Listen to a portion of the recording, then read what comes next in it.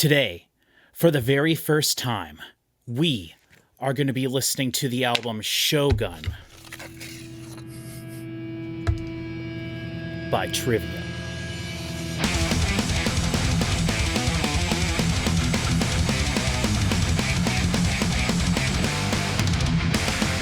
Hello, everybody, and welcome back to another album review / reaction here on the channel. We are here to do our very first ever Trivium album. But before we get into that, I just want to say, if this is your first time here on the channel, we are going to talk a little bit about Trivium up front. Then we're going to listen to the entire album from front to back. We are going to be using Spotify, and because we got a request from one of the people on our Discord, I think it's the person that's been telling me we have to listen to this album for multiple years now. I've been getting 2 or 3 people, but specifically this one guy, and I was going to go look, and sorry, I forgot your name, Mr. Discord person, but you all know how terrible I am with names. But someone mentioned we needed to do this special edition of this album, and I looked, and it is on Spotify, so we are going to be reacting to the 3 bonus songs that are on the special deluxe edition of Shogun. Sorry about that. I was spotted by the enemy. Anyway, we're going to listen to the entire thing, and then we'll sort of give our overall opinions at the end. You can skip to any part of the video you want, and just listen at the end if you want to hear our overall thoughts. But we are going to talk over the music. That is something that we do here. We do not pause. Otherwise, the videos would be quadruple the length, which we don't need. Nobody needs that. So that's how the video is going to be. If you like the way we do things around here, you can donate to us, one-time donation, or you can subscribe, I think, because we have a coffee account. But we're going to be having a Patreon account soon. So if you're someone who's familiar with the channel, if this is your first video and you stick around, think about that, but no big deal. I would recommend, especially for this video, because we're listening to Trivium. Trivium is an awesome metal band with thrash metal, metalcore, death metal, all these different influences. We have an awesome community of people on our Discord, and it sort of started with Metallica fans and has grown to a lot of different areas of music and everything, but I would say a majority of it is pretty metal heavy. And so if you are a fan of Trivium, I would welcome you to come over to our Discord, and we would be happy to have you there. So head over there and check that out. Links for all that stuff are in the description of the video. Thank you so much for joining us. So, Chris, my first question for you is, what do you know about Trivium? What have you heard? What are your when I say Trivium, what is the first thing that you think of? I think I heard 3 songs, maybe. Okay. There was a new Trivium album that came out sometime in the last 20 years. Which is all of their albums, I believe. Yep, probably. Silence in the Snow. From 2015. I think I have heard some songs from that, but otherwise I don't know anything about them. Okay, that's very interesting. Okay, so I was thinking maybe you would know a little bit more about them than I do, but it appears not, and that's totally fine. I will say, for me, I am not very familiar with Trivium. I think I know more about them, just sort of like tangentially seeing them in the metal sphere, seeing posts about them and stuff, than I do actually know about their music. I did, when I was working, or actually before that, when I was just starting to get into metal, I brought a couple of visual aids with me here because I talk about these things so many times. If you were to ask me, well, I'll get to that in a second. So I talk a lot here on the channel when we're talking about metal and things like that, how we got into it and everything. I bring up these 2 albums all the time because these are very influential to me. Headbang and litho. What's that called? A litho or a lithograph?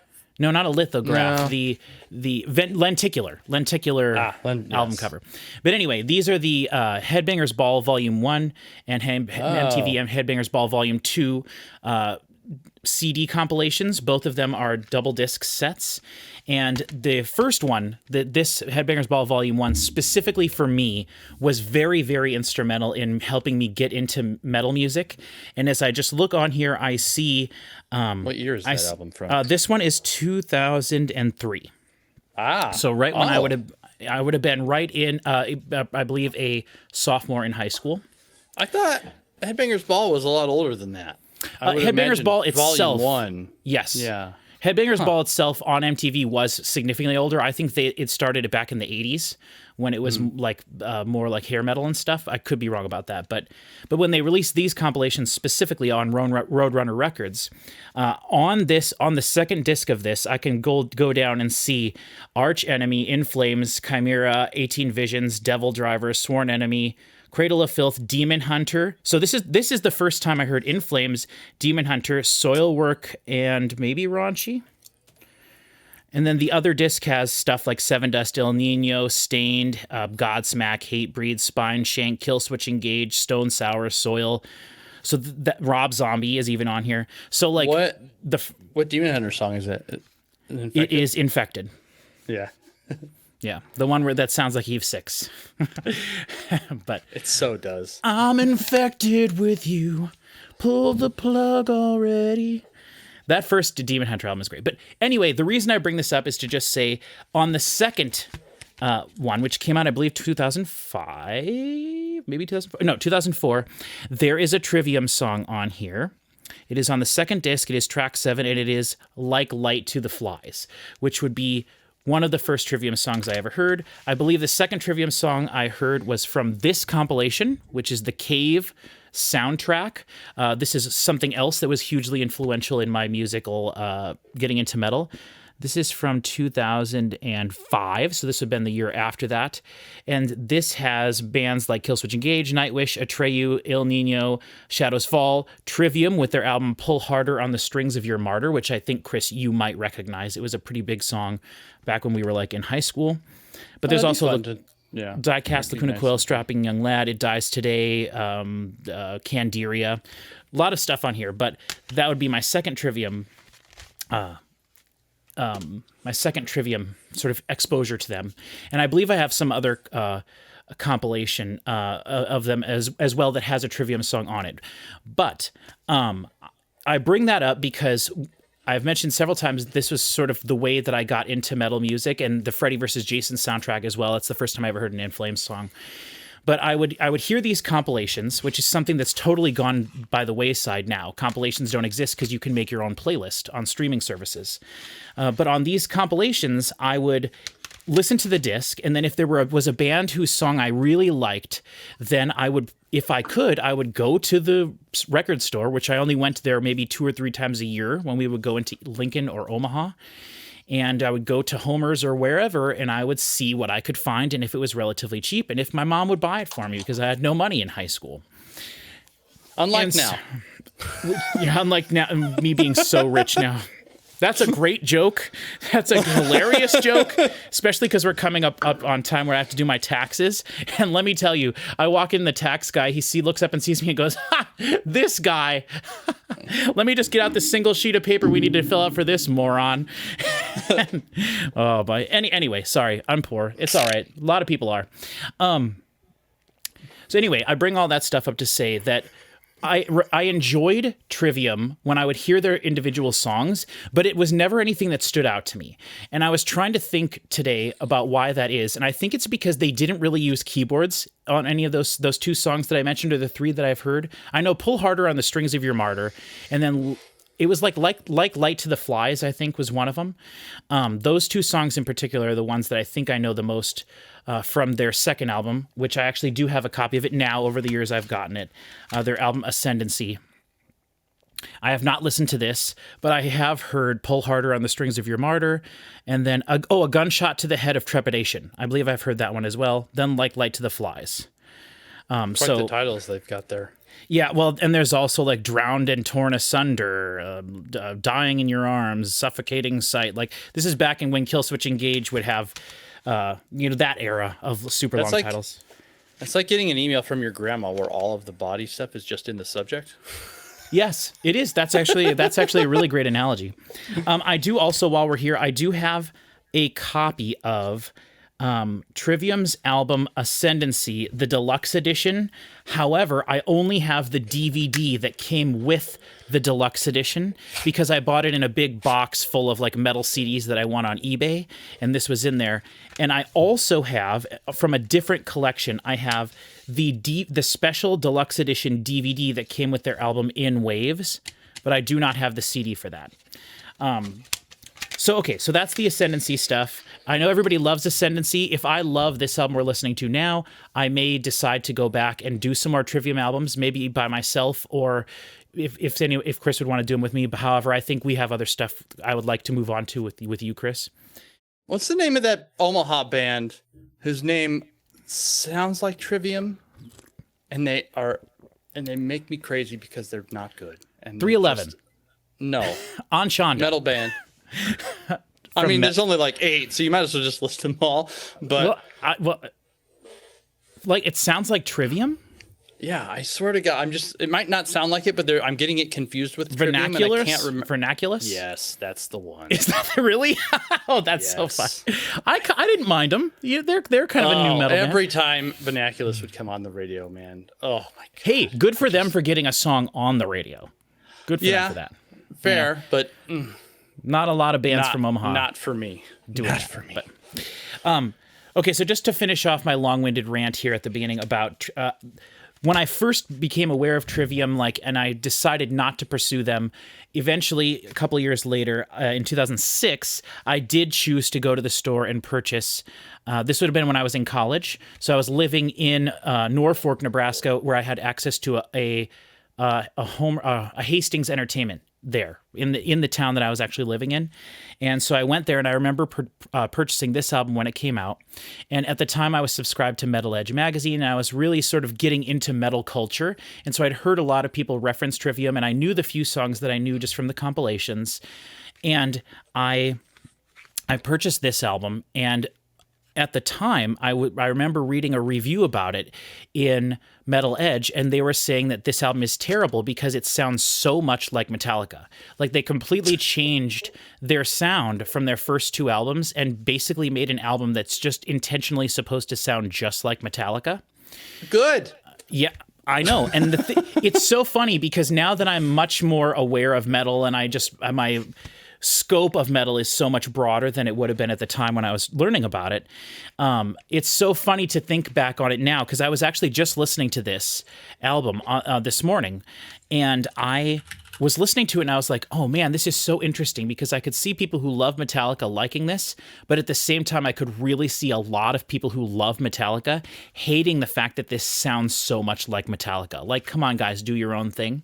But I know that the vocalist Matt Heafy completely changed his style of singing for this album, and a lot of people didn't like it. However, they went on to tour with this album with Metallica for like a year, and then they ended the cycle of this album touring with Korn. So the 2 of the biggest bands in the world they were touring with, and they were a huge band. Trivium was pretty big at the time, and their style of metal, like I've mentioned multiple times now, like Killswitch Engage and Shadows Fall, they were probably the 3 biggest sort of like modern US metal bands at the time, as far as I understand, at least. Again, I wasn't super aware of everything at the time.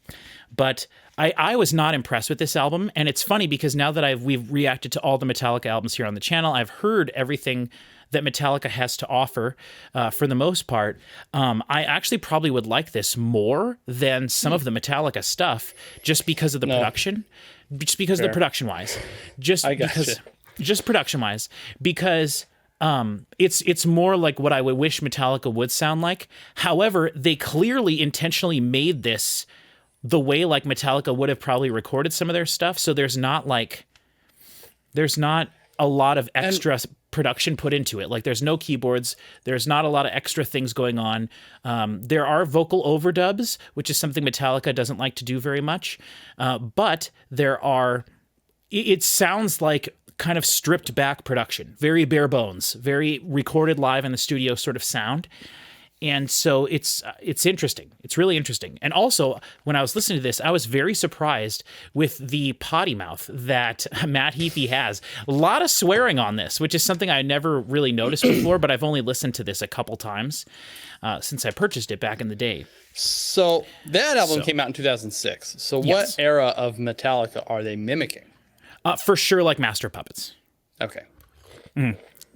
Master of Puppets, and then I would say also And Justice for All. Now, I say that it's good that they sound like Metallica, but I do think that, to a certain degree, it can go too far, and I would probably be annoyed by that. But we'll see. It pisses me off when Volbeat does it, so I might as well. I know. I was literally going to bring up Volbeat because I was like, you kept saying when we were listening to Volbeat, you're like, this guy sounds just like David. I'm like, what are you talking about? No, he doesn't. This guy sounds just like him. Okay, so I may edit some of that. I didn't want to talk too long at the beginning of this video, which always happens, but I want to talk about this for a second. So this is Roadrunner Records' 25th anniversary special deluxe album that they made. And if for anybody that's watching this, if you're aware, you love Trivium, obviously, you're probably a fan of Metallica and all the stuff we've been talking about. And if you are unaware of this project, please go look it up. You can watch the documentary on YouTube of this. I'm pretty sure you can watch the whole thing. You can listen to the album on Spotify or whatever music service you use. Go look this up. So what this project is, Chris, I've talked to you about this over the years, but I wish we never watched it together, though it's one of the things I wanted to when we were very briefly living in the same area. But This is 18 songs that were made for this specific CD, and the executive producers are produced by Joey Jordison, Dino Cesares, Robert Flynn, and Matthew K. Heafy, Matt Heafy. So what this is, it was Joey Jordison from Slipknot, Dino Cesares from Fear Factory, Robert Flynn from Machine Head, and then Matt Heafy from Trivium. They were basically the leaders of their groups, and each group was assigned to write and record at their own studios 3 songs featuring any Roadrunner Records artist that was still alive at the time. And Roadrunner Records is going to pay for all of this. This is one of the coolest projects that's ever been undertaken in the metal world. And so if anyone's watching this, you don't know what it is, you have never heard this, please look it up and specifically watch the documentary that comes with this, because one of the things that helped me to fall in love with styles of metal that I had never really enjoyed before was watching this and seeing how the metal guys reacted in the studio, how they performed their solos, how they recorded their vocals. It is a phenomenal documentary. It's really funny. It's super entertaining. It's shot very well. It is wonderful. And what is it? Did you say the name of it? It's Roadrunner Records 25th anniversary All-Star Sessions. Okay. Yeah, it's called Roadrunner Records Roadrunner United. It's the All-Star Sessions. It's for their 25th anniversary. Nice. And I don't know which songs on here are Matt Heafy's songs. There's 18 songs because some of the guys did a couple extra songs. And I don't know who is featured all on his specific songs. But when I think of Trivium, I think of Matt Heafy and how cool he and then the guitar player from Trivium, the other guitar player from Trivium, who also does some guitar stuff on these songs that are Matt's songs, how cool they were in this. And how awesome, how they seem to just understand the studio. They seem to understand writing a song, the recording process, everything. They seemed like really cool dudes. And for me, specifically with this project, that was one of the things that opened my eyes to the metal community of like these dudes that are in these like horrific satanic black metal bands. They're just these big, burly, lovable dudes that are just awesome dudes, right? And I didn't know that, even though I had been getting into metal. And I should look up the year of this. I think this is going to probably be around the same time, 2005. Yep. I don't think I came across it and got it until later, when I was in college. So 2006, 2007 for sure. But something that helped me get into it, and then also I think really influenced my decision to continue work in the audio industry, even though it would have been when I was already in college. So I decided to do that, but I didn't know what I wanted to do. And I think seeing them in the studio was very influential to me. I could see that. I would love that. Yeah, it's so awesome, and it's just so goofy, and I love it at the same time. Like it's very fun. It's like, yeah, it's very cool. So I recommend everyone check that out. Now, I know none of that has too much to do with Trivium, but I'm just trying to explain where we're coming from here with my sort of introduction to them. So I was shocked when I did some research and looked up this album. We're going to be listening to Shogun. I was shocked that this album we're going to be listening to came out in 2008. So this album we're going to be listening to today is the album that they released after their Metallica one. Okay. So now if you would have asked me what year it came out, I would have said like 2014 or 2015, which is the album that you were referencing. Yeah, but that's I don't know any of the songs on this album. I have to say that. I literally don't think I've heard a single song from this album, from Shogun. But then what makes you say that? Just because at the time, I was paying attention to metal and stuff, and I just wasn't paying attention to Trivium because I didn't get into them. And then when I got this album, it kind of, I stopped paying attention to them, and I started going into different genres of metal because that album was a little disappointing to me. And now I can look at it and say it's because the production wasn't what I wanted. There was no keyboards. There was a lot of elements missing from the metal that I do truly love in it, even though now I've grown to be able to appreciate the style of metal they were trying to do at the time. So I know that Trivium is known for the solos, for the dual lead guitars and guitar solos that Matt and the other guy from the band bring. I know that Matt, the vocalist, Matt Heafy, did lots of heavier screaming on their earlier stuff, and then he completely stopped that for that Metallica album. There's really no screaming on it at all. It's all James Hetfield style vocals. And so then for this album, for Shogun, which I think came out in, like I said, 2008, so 3 years after this one, 2 years after this one, wow. I was just very surprised because in my head, I pictured Trivium's albums, and I know they have the In Waves one, which is like a black and white cover. And I know they have the one with the like crazy robotic thing on it. And I couldn't even picture any other albums other than those and Trivium and Shogun. And so I was thinking that those albums were spread out more and that they haven't released as many albums as they have. So when I was looking them up on Wiki yesterday, I don't think I've ever seen the cover of their 3 most recent albums. Like literally never. I had no clue that they were ever even released, which is a big bummer to me because I know now with what we're doing here on the channel, I think Trivium's a great band for us to listen to because I think it's going to be a really good combination of the style of metal that you and I like, Chris, along with the styles of metal that all of the people on our Discord love. Right? They're very excited for us to listen to Trivium, and they're very excited for us to listen to Avenged Sevenfold. And I think we're going to be getting, from what my understanding is, Trivium is going to basically be like Metallica and Avenged Sevenfold put together with Killswitch Engage, basically, is what I'm thinking. All right. And I am a huge fan, for people who are new here, I'm a big fan of the Gothenburg sort of style European melodic death metal stuff. So like Soilwork, In Flames, that kind of a thing. And I know that In Flames and probably Soilwork even too were influences on Matt Heafy and Trivium. So I know In Flames specifically it's mentioned it in, so. And again, from me reading these articles about them and everything back in the day in the magazines that I used to follow. So I'm very excited to listen to this. I think the production's going to be good. A lot of people still think of this. I'm surprised I didn't set my arm on fire there. A lot of people consider this to be Trivium's best album. Oh, nice. Okay. All right, so I apologize for making this ridiculously long. It happens every time, and whatever. The only other thing I'm going to mention before we get into this is something I have to mention at some point, and I'm going to just do it now. Because Chris is here, and I want to just say, Death Stranding 2 is freaking phenomenal, and in our videos on our channel, from now on, I am officially instituting the implementation of the like system from Death Stranding. So from now on, if something's really great or whatever, and I look at the camera and I do this, you are going to hear this sound. So now that everybody's good and frustrated and mad at the fact that we haven't gotten to the music, let's go ahead and get to it. So we're looking at the album now. The first 2 tracks are over 6 minutes, almost over 6.5 minutes. So we got some good beefy songs.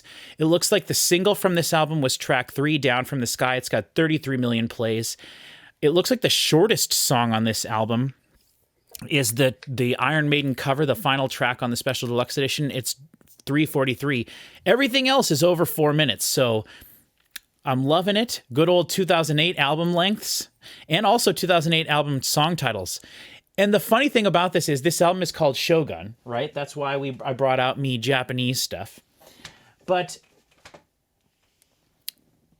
I see a lot of Greek mythology stuff here, right? Track 2 is torn between Scylla and Charybdis, which we all know, right? What Scylla and Charybdis are. The giant whirlpool monster in Greek mythology and is, I believe, Charybdis.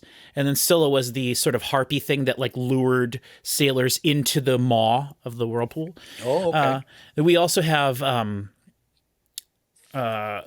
he who spawned the Furies, right? The Furies part of Greek mythology, the Furies, the Fates, the Harpies, that kind of stuff. Track 9 is of Prometheus and the Crucifix, which is interesting because Prometheus, and this is all Greek mythology that I know from the God of War games and Percy Jackson and the Hercules cartoon. So the best place to get all this stuff. Man, I love that. But specifically God of War, right? So Prometheus was the one who gave the Greek, I believe he was a minor god who gave humanity fire, and then Zeus he gave humanity fire, and then Zeus was pissed at him, so he hung him up on a cross to have birds peck at his eyes out every day. Nice. So I believe that's That'll how that teach goes. him. And then Callisto, like Callisto to a star in heaven, Callisto is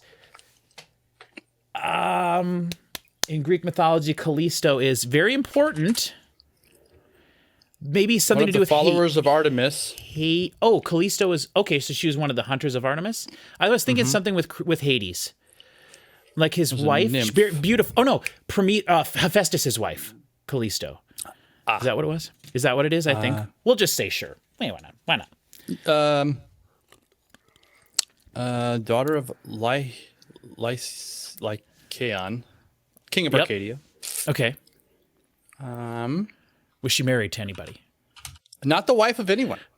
Oh, interesting. She was a nymph and a huntress, sworn to virginity as a follower of Artemis. Right, which makes sense, right? Because that was all of Artemis's hunters were virgins. She was, however, a lover of Zeus, who seduced wasn't her, everybody. And it doesn't even matter what you were. She had a son named Arcus. Okay, interesting. Huh? I wish Greek mythology was real, because it's so cool. Yeah. This is great content. We should just have a Greek mythology podcast. That's what we'll do from now on. Yeah, change the name. That's what the pros do. Yeah, the people who know all about a thing. Hey, and there is going to be a new, the original God of War trilogy remade in HD for the PS5, and there's some pixel art side-scrolling thing that came out the other day, but that God of War announcement is bananas. To announce 3 remakes is bold. That's bold. Now the thing is though, are they just going to make it into one game? That's what I'm hoping. That would be crazy. And that's a really interesting thought. You know what I mean? Where you at the starting screen, you pick which one you want, then you go to it, and it's that. Rather than making it one full thing, I don't want it to be split up into 3 games like Final Fantasy VII. Right, and I bet there's a consideration that that's the sort of thing that inspired them to do something like this in the first place. Probably, but the real question is, how much of a remake are we talking about? That's true. Remake or remaster? That's true. Remake, so I'm thinking like FF7 remake level. And if that's actually the case, if they're bringing us the first 3 God of War games with the fidelity of the most recent ones, my brain's going to blow out and hit the ceiling. You're right, and they're working with the voice actors again. So because the original Kratos voice actor gave the announcement, so yeah. Though he could have just been there to do the voiceover for the 8-bit thing, but you're right. There have already been remasters of those games on the PS3. Exactly. So. Anyway, so Greek experts here are going to now transition over into metal experts. Yep. And I see there is a lot of songs on this album that have explicit lyrics. So continuing with the potty mouth, Matt Heafy. Let's get into this. Finally, are you ready, Chris? I've been ready. Yeah. For 43 minutes. Good Lord. Holy Zeus and Hera having an affair. Okay. They can't have an affair. They were husband and wife, or whatever they were married. Kirisute Gomen, track 1. And I know that's how that's pronounced because I just spent 120 hours in feudal Japan in Assassin's Creed Shadows. So more video game for you there. Okay, this is Kirisute. Kirisute, it would be. Kirisute Gomen. Whatever. In 3... I think Gomenasai is hello or sorry, I'm sorry. So Gomenasai, yes, is I'm sorry or something like that. Yeah. And I don't know what Kirisute means. Same. But that's all right. In 3, 2, 1. Ooh, was not expecting acoustic guitars.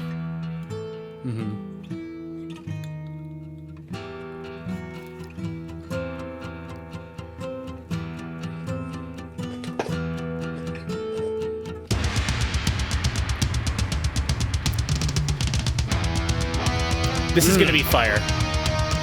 Yeah.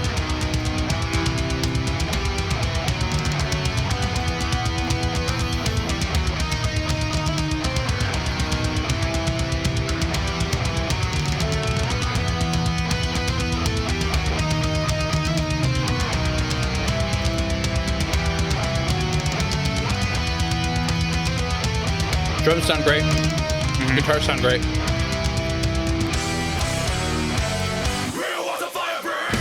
Oh, is that Hetfield?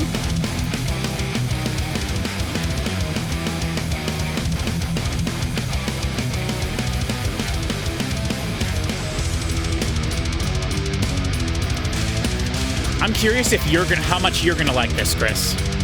Same. So this is them coming back and changing their tact with how they were approaching recording and writing. This is the most Hetfield thing I've ever heard.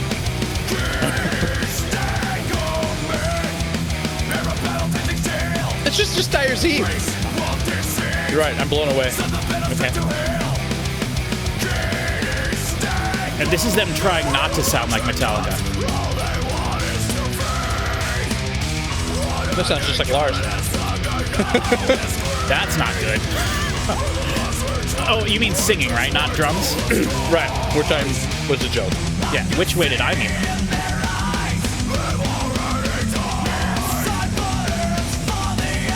Vocals a little low. Just a little bit. Man.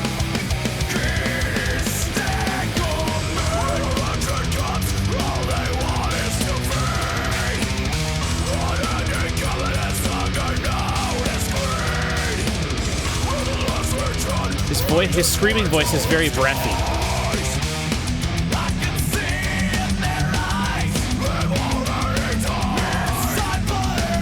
The guitars are super wide.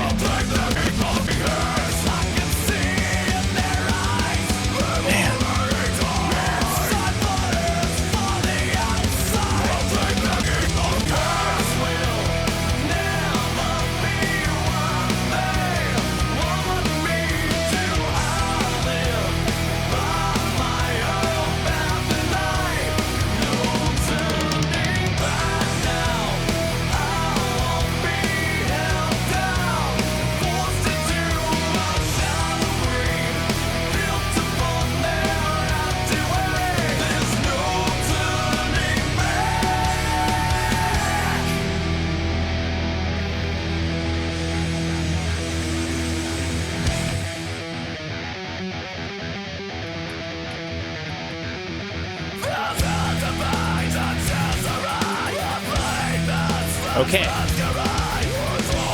Guitars have constantly been moving the entire time, pretty much. They've been what, muted? Moving. Moving. Oh. Very lead. Okay, here we go.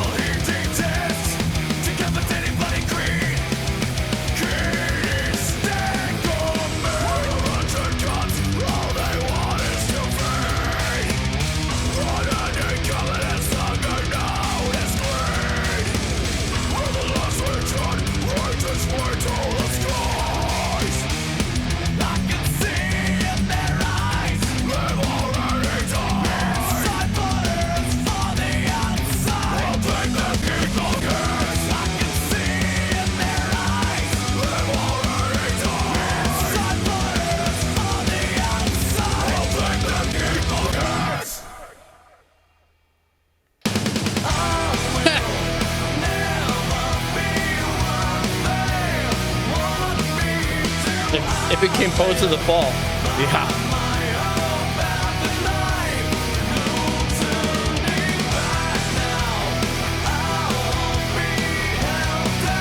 This is pretty soil working in flames, this chorus. Especially what they were doing at this time.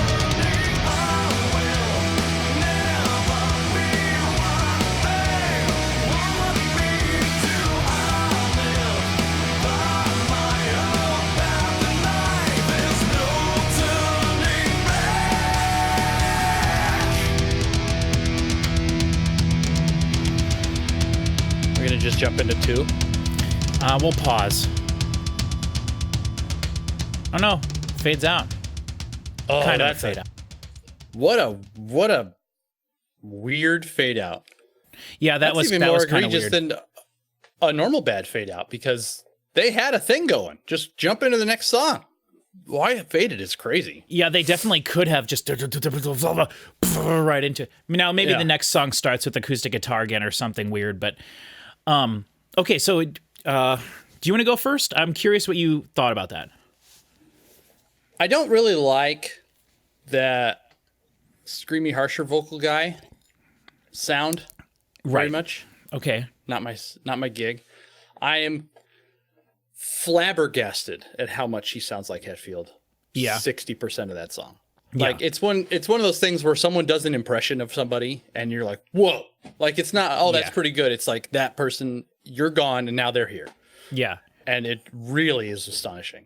Now, I kind of wish I wouldn't have said that to see if you would have come to that conclusion on your own, but I'm pretty sure you would have. Right. Yes. Yeah. There's no two ways about it. Like, and I also had this thought, like, because he was sounding so much like Hetfield and like, I just couldn't help but make the Metallica comparison and thinking about, I had this flashing thought of, this is how Metallica would sound if they became a band in 2001. And I thought, what's the difference? Why is that true about simply the time? And I thought, because when you're inventing something, you're not necessarily going, I want to invent metal. You just kind of, and this is, there's gonna be a lot of oversimplification and stuff for the sake of this argument, but sure. It's like, I want to make music, and then you make music, and it just happens to not sound like any other type of music that's existed before or something. And then someone's like, wow, this music's really heavy. And you go, is it? I just wanted it to, be this. And then someone else listens to it and they love it. And they're like, man, I want to make something that's like that. But now they have a directive. Like, I want to make that music. I want to make this plus, but make it more. Like, I can't just do the same thing. It's got to be more something. And so it's like, this is Metallica plus more. Like, it's, I don't know. I hope that made sense. But it's just so interesting. Yes. How, I do hope that I like more of this more than I liked that. But okay. The switching was very interesting because it's like this sort of old school metal, and then you get like Poets of the Fall and right, which is right that kind stuff. of like from the time. This is very. It's interesting. It really sounds to me like metal from like 2004 to 2010. Which totally makes sense and fits in there with that because that's when it came out. But like, it's less polished than I thought it was going to be. And that's maybe I don't even know why I was thinking that, because Ascendancy is not super polished, and it's their first big album. They had one album before that. And then Ascendancy, which is this one that we talked about.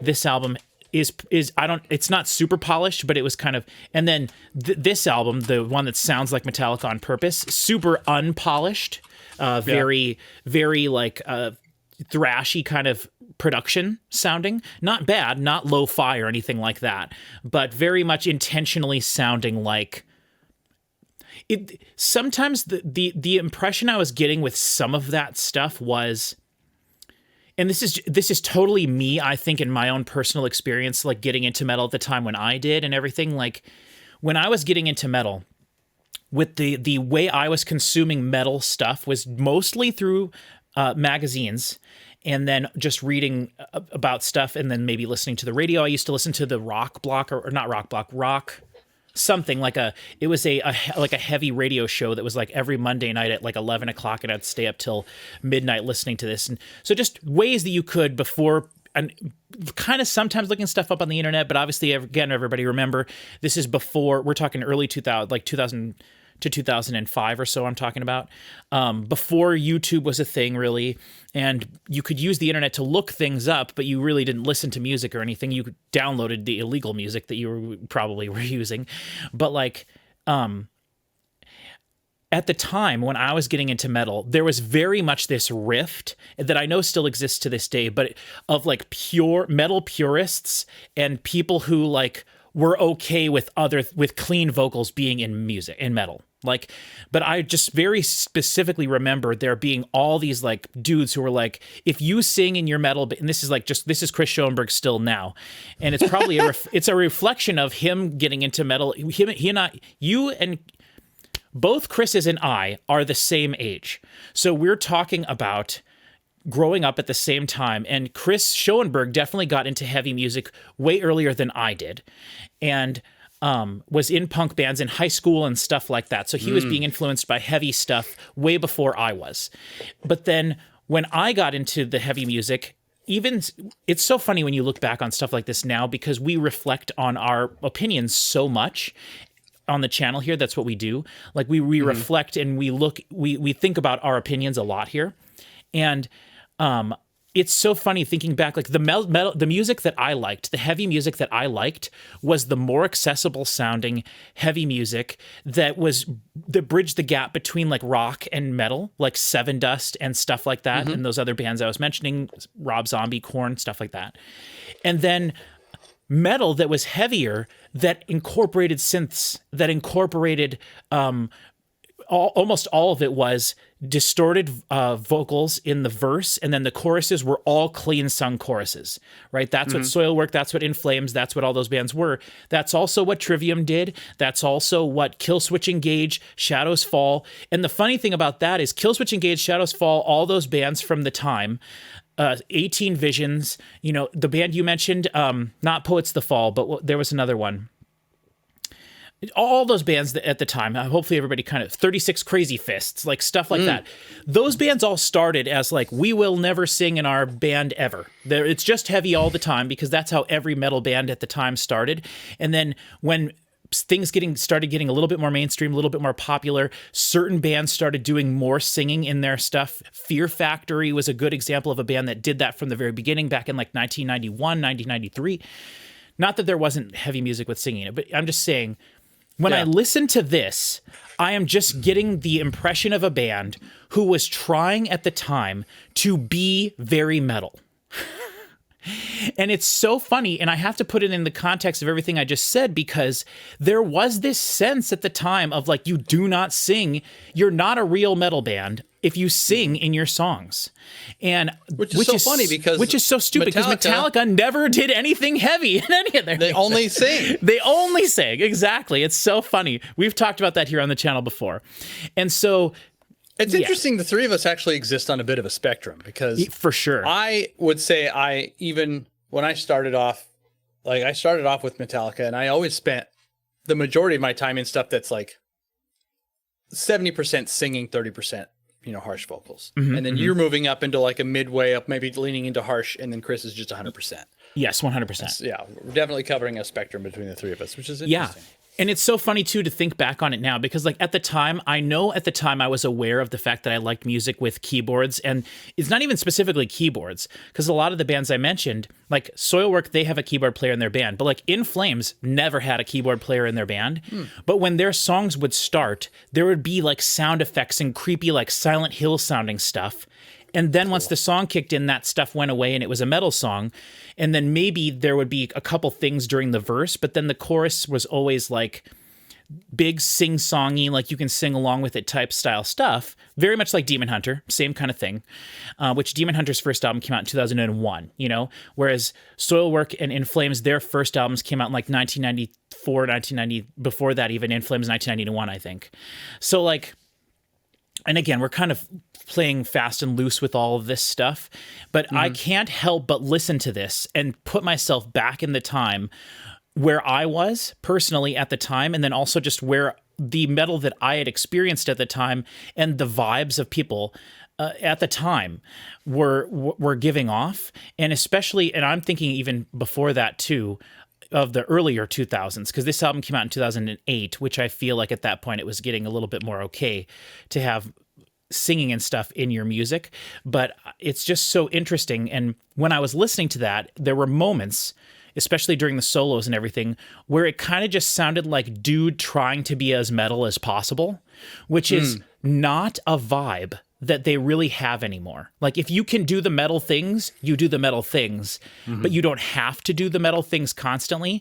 Whereas I felt back in the day, if you did metal, like this is the way Chris Schoenberg looks at metal. If you're a metal guy and you're in a metal band, you should only do metal things.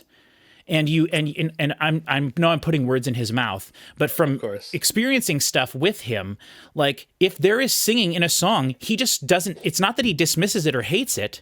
I don't think he likes it, and I think he does dismiss it a bit. But like, but he's just saying to him, that's not what metal is. Like to him, metal is a much more specifically focused thing. And listening to that song we just heard, I feel like there were big portions of it that would fit into Chris's categorization of metal.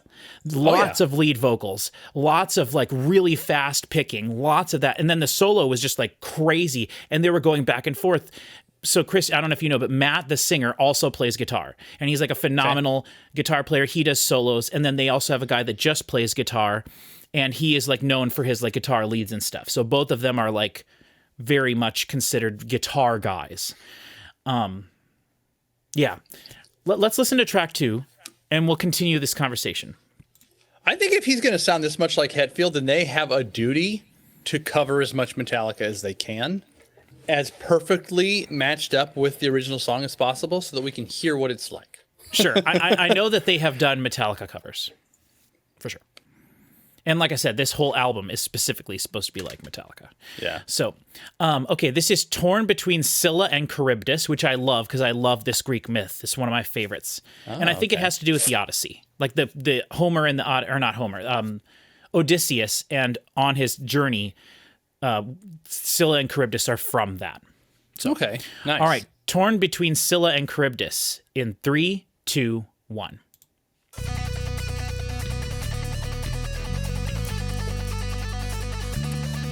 Also, I have to say, no drum replacement, I don't think, on this. Maybe, but I don't think so. Everything very raw feeling. No keyboards, right? The drums really do sound great. Yes. Bass actually sounds pretty good, too. Yeah. Ooh. See, now this is interesting because they have at least 4 tracks of guitar going. 2 leads. No, actually I hear 3 leads, and then the rhythm guitars behind that, which is really nice. I love it when bands aren't afraid to do that.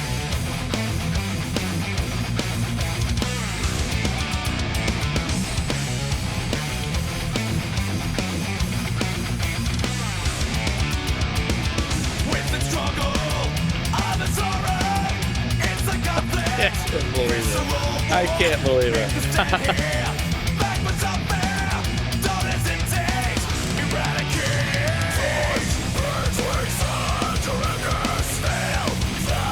This, it sounds like he's like hurting himself singing this way.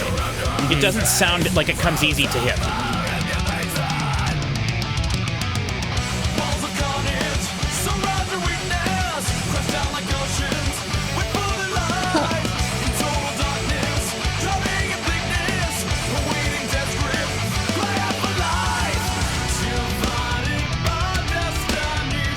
How much is this like In Flames right now?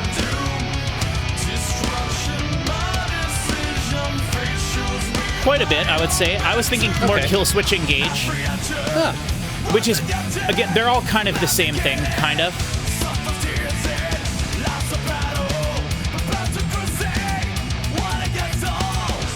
I'm jealous. Yeah, because then he can sound so much. That he can do it. Yeah.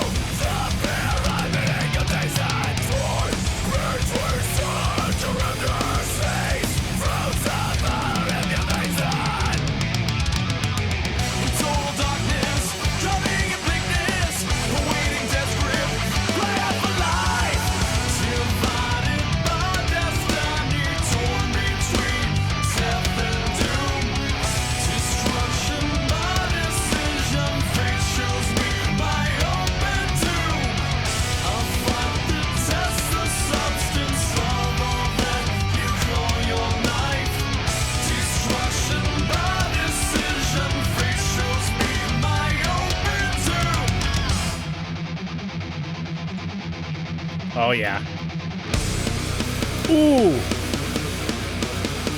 That snare drum, that is not replaced at all.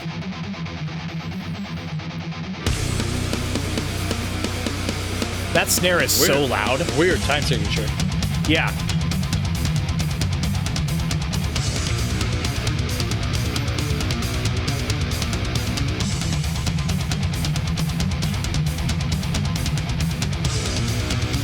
The guitars are a little low passed. I feel they could have a little bit more crispiness to them.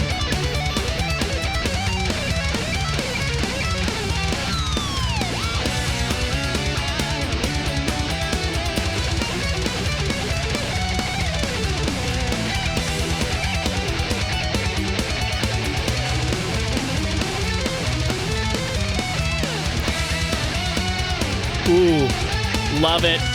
Cool. Little Rob Zombie there. Yeah. Yeah. Ooh.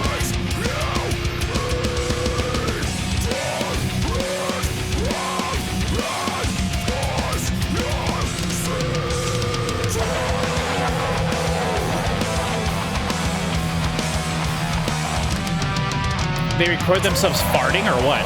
That was weird. Sounds like a bass filter.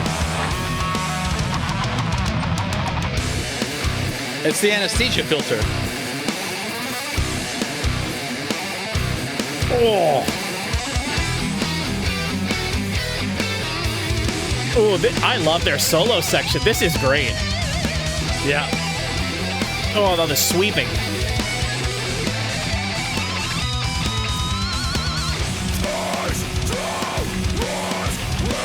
Wow. This is a heavy vocal.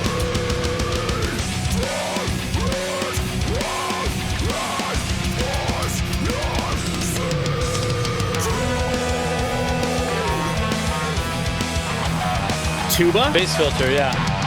It's the anesthesia filter. Yeah, yeah.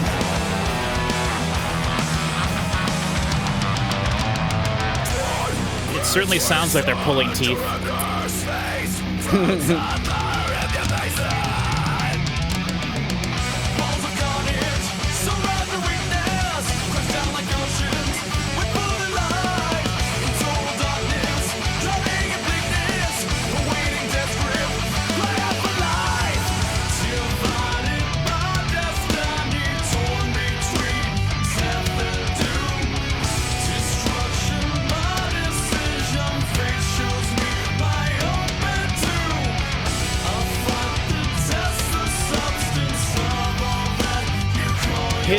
Okay. I got a thought.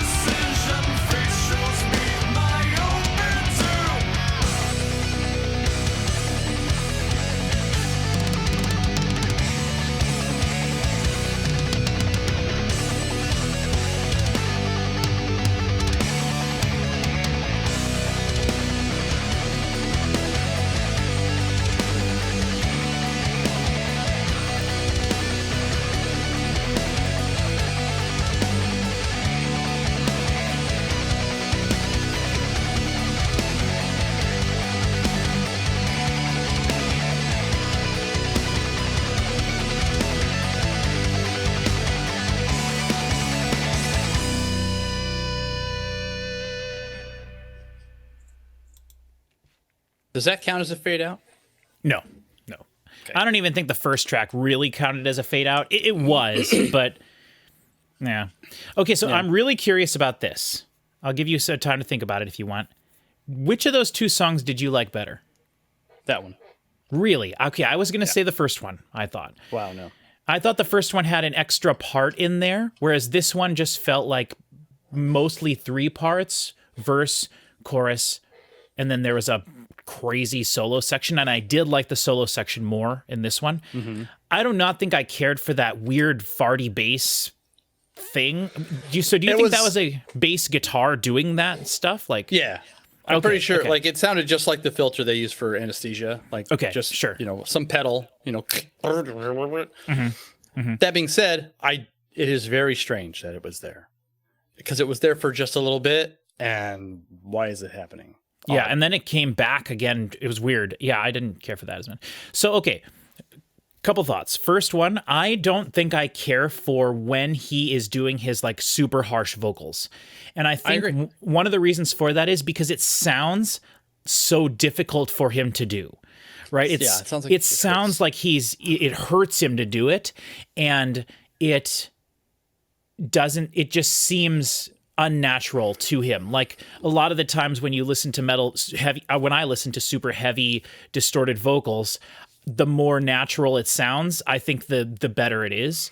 And I think that's the way you're supposed to approach it. But I mean, it's kind of funny too, because there were moments where he was doing that. There was a part where I mentioned like, oh, this is super heavy. It repeated twice. And that specifically really reminded me of Howard Jones from Killswitch Engage. And I know I have to say right away, I keep mentioning Killswitch Engage. I have one of their albums, The End of Heartache, which is their huge big album with their song End of Heartache on it. And I've heard that, and then the couple songs they've used for WWE, like CM Punk's theme song, like and that kind of stuff. And so I know a little bit about Killswitch Engage, probably more than I knew about Trivium, and I think I've heard more of their songs than I had heard of Trivium. But I am not a Killswitch Engage expert, but the way that the vocalist from Trivium, Howard Jones, the way he does his harsh vocals, Matt Heafy, reminded me a lot of that. And so kind of one of the things that I'm getting with this, and this is, again, maybe this is just my preconceived knowledge of what they did with their last album, but it almost sounds to me like at times they are trying to sound like a specific thing. You know, I'm not necessarily saying like, oh, we want to sound like Killswitch Engage here, but like, oh, this is a trend that in metal that was happening at the time when we were, like, we want to do this specific thing. And the thing is, they're at the time when it was happening, and they were one of the people doing it. So, like, I don't think that they're trying to follow anyone necessarily, but it really feels very intentional. And I mentioned it the first song too, where they were like trying to be metal, like in a way, like I'm probably doing a really bad job of explaining it. I don't know. That gives me an interesting thought, because, like, when you have a collection of bands all from the same time period doing a type of music where they all sound like not the same, but with the 5 different metal bands we've listed that are part of what this sounds like. At any point, does it seem like they are ever trying to be like X? Or because there's got to be something about them that causes them all to sound the same. Yeah. And it just makes me wonder how intentional that ever is. If it is specifically a thing where the record label is like, this is the big sound that's coming up. People seem to like it. Do some of this, Or if by virtue of how technically limited music is, sort of, it's limited, but it's also like infinite in the same way. Sure. Just like, here's 5 bands out of 2 million that happen to make the same sounds in the same way. Right. Or is there somewhere in between where it's like an influence thing? I don't know, yada, yada. But it is just an interesting consideration. Yeah, and I'm sure that they were all buddies. We're talking about guys that all, I'm sure, knew each other. And for all I know, they're all from like this same area in like New York or in like New England bands, because I think that was part of it. And then Seattle had like a group of bands from it too. Because I'm thinking of also like Darkest Hour and like all shall perish, or still remains. All that remains. All that remains. Yes. Yeah. That kind of stuff. And it's like it's very easy to imagine Trivium eventually meeting Killswitch, and then they're like, "Oh yeah, I really love this song. What did you do to get this tone?" And they're like, "Oh yeah, it's this guitar with this pedal, and we did this thing." It's like, I love that. I'm going to start doing that. And now you've got something that sounds like the other thing. And who knows? I don't really know. Yeah, because like I know, well, and then also a lot like we should have done. We can't narrow everything and look everything up, but like Trivium is on Roadrunner Records, and they were known for that at the time, and that's why they were included on this. And so, they would have known the other bands around at that time. And I know at some point I saw some sort of a documentary that was like about the specific style of metal music and where it came from. And Shadows Fall was a very big influential band, but then also like I said, Killswitch Engage, this style of stuff. And I don't know if you just asked me what it is, I would have called it metalcore. But metalcore now is different. Metalcore now is like Lorna Shore with like the crazy deathcore type stuff. But that's what I think I would have called this. So let us know in the comments. Like there's a word for this style of metal, and it's so funny too because I never got into. I don't know. It wasn't like an intentional thing, but like the only metal band from the US that I really liked at all at this time, and even still to this day, is really Demon Hunter. Like there are not a lot of US metal bands that I enjoy. I definitely enjoy the European style of metal way more, which is so crazy to say because nowadays it's all basically the same kind of thing. But it's so weird. Okay.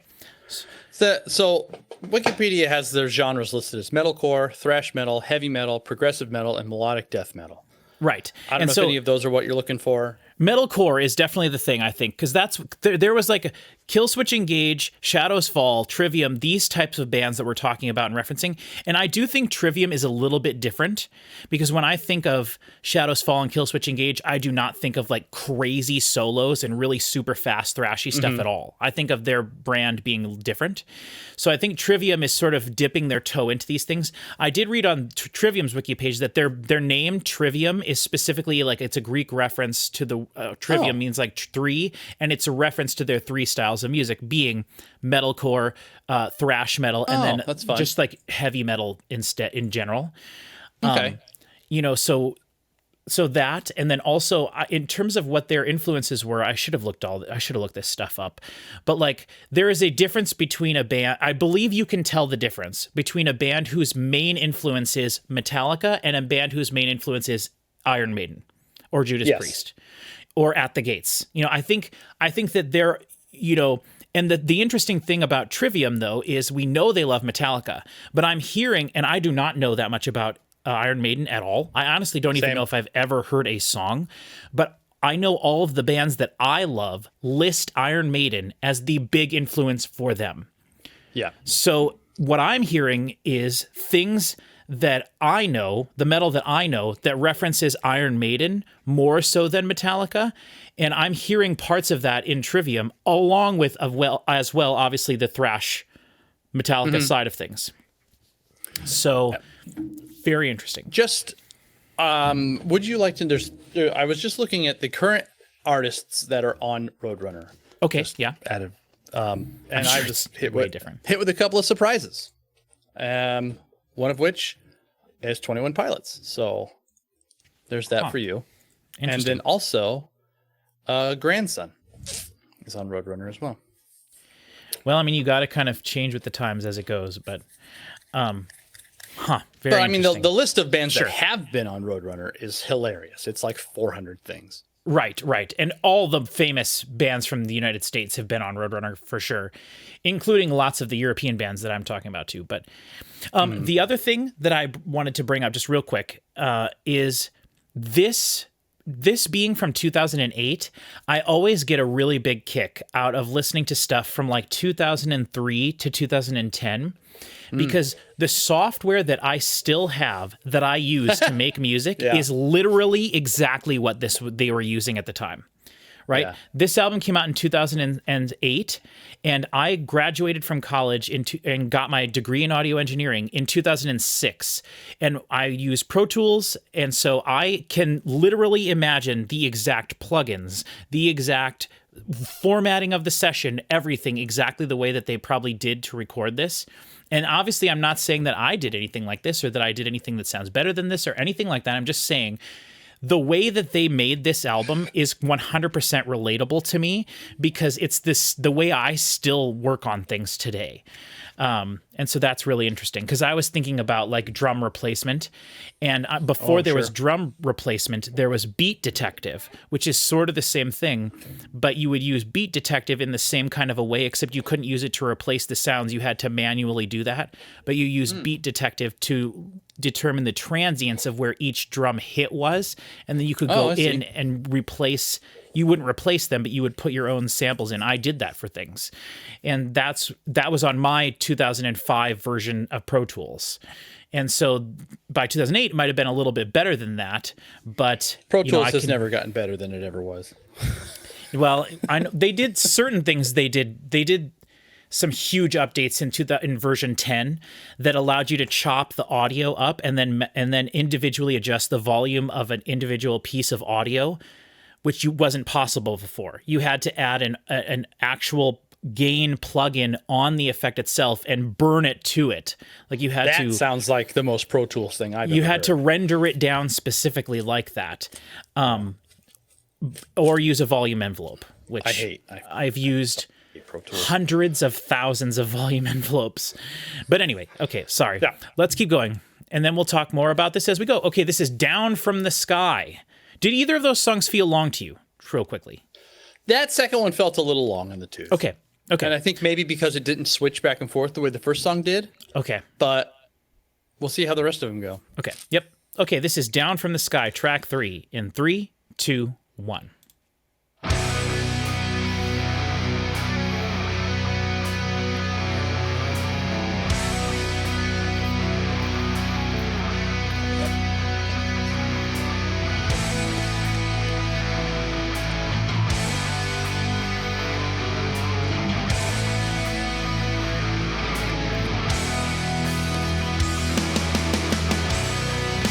Okay, I'm glad this is a little slower. It's almost country. At least at this point, yeah?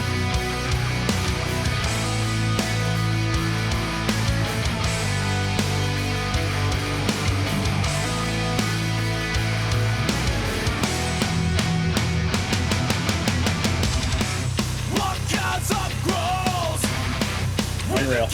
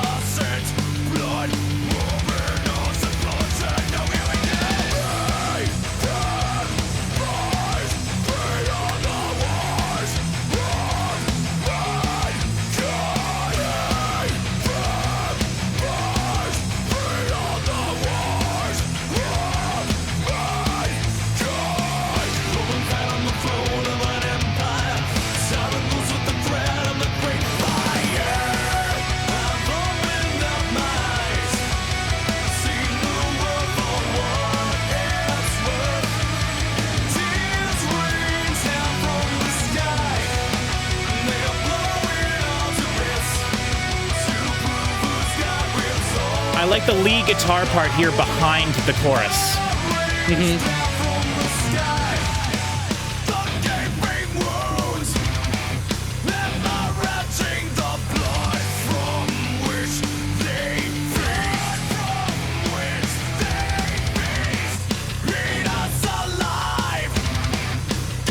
I love that chum-chum in the background. Yep.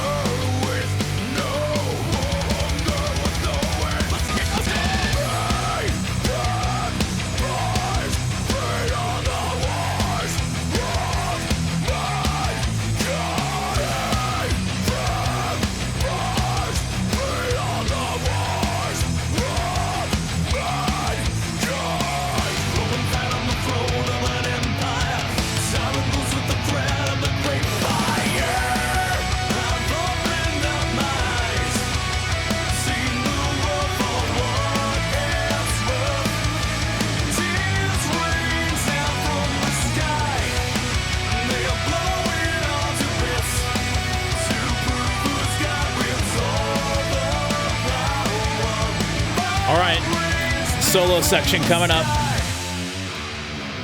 Let's go.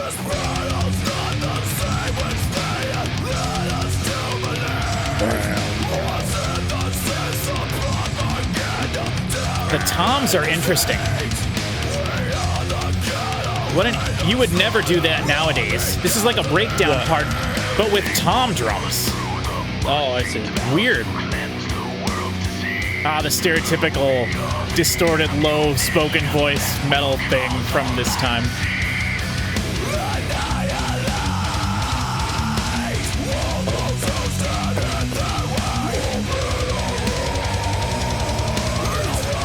A lot of black metal style riffs. Okay.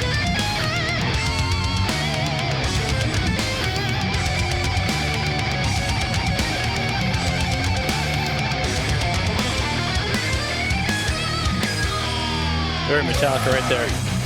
Nice.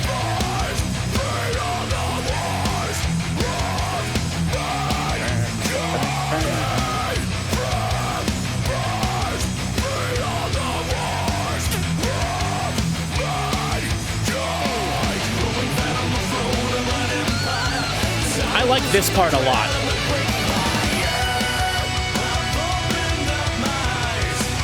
I really wish that his vocals followed the guitar in this chorus. Okay. He keeps dropping it short and it doesn't get to be catchy. Okay. Interesting.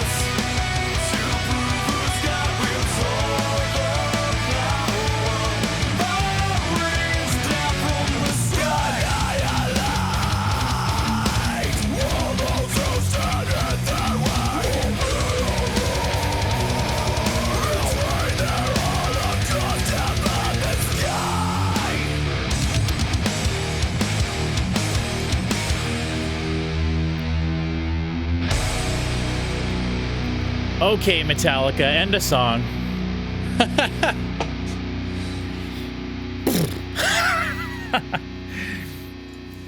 Okay. That I love that one I liked a lot. That was a lot more straightforward song, you know?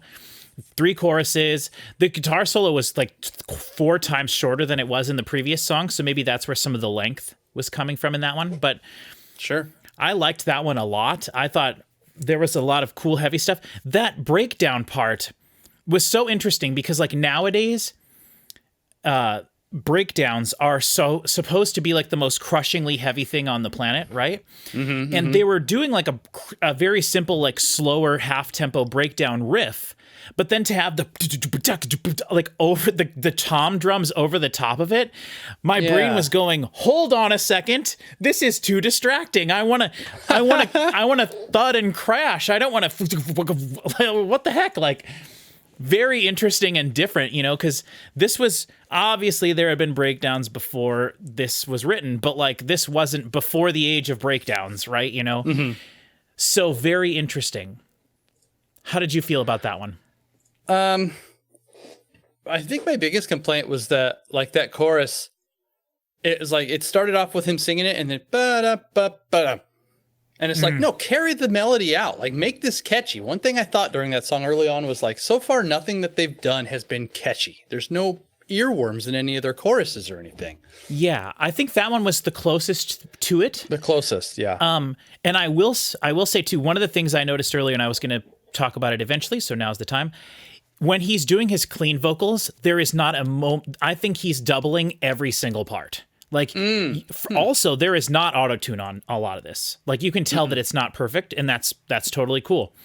I think his singing voice is interesting.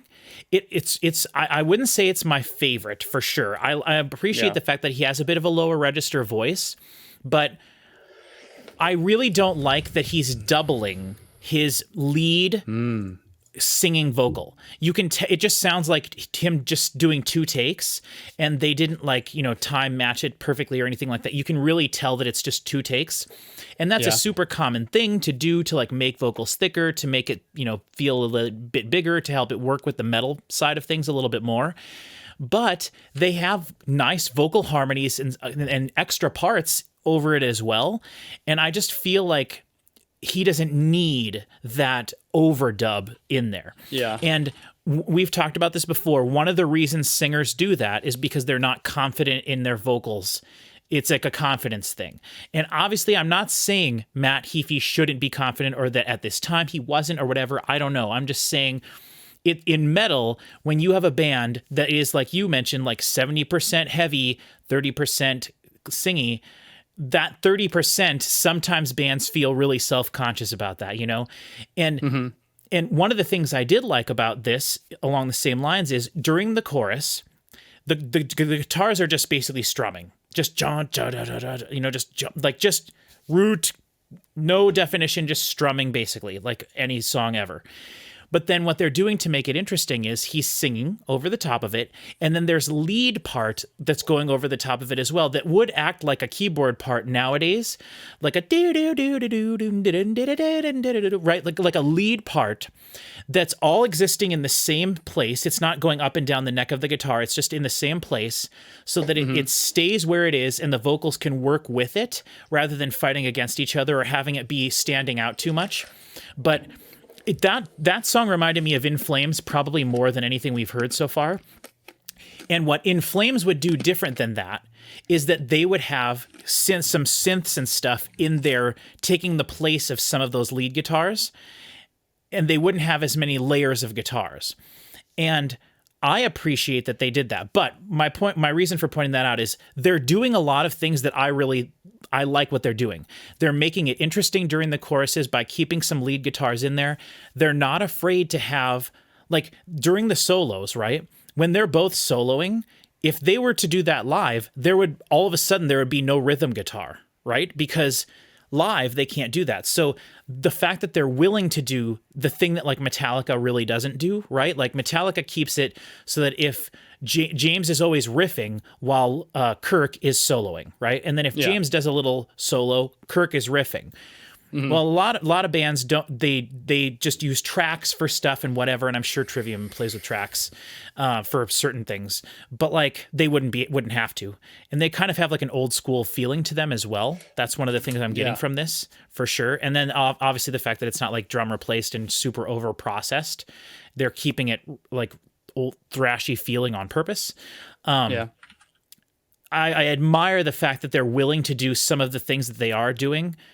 Because like I don't know if Matt, when they perform that song live, if they ever did, I don't know if Matt is playing that like lead guitar part or if he's just probably doing the strumming and then the lead guitar player is doing that lead part.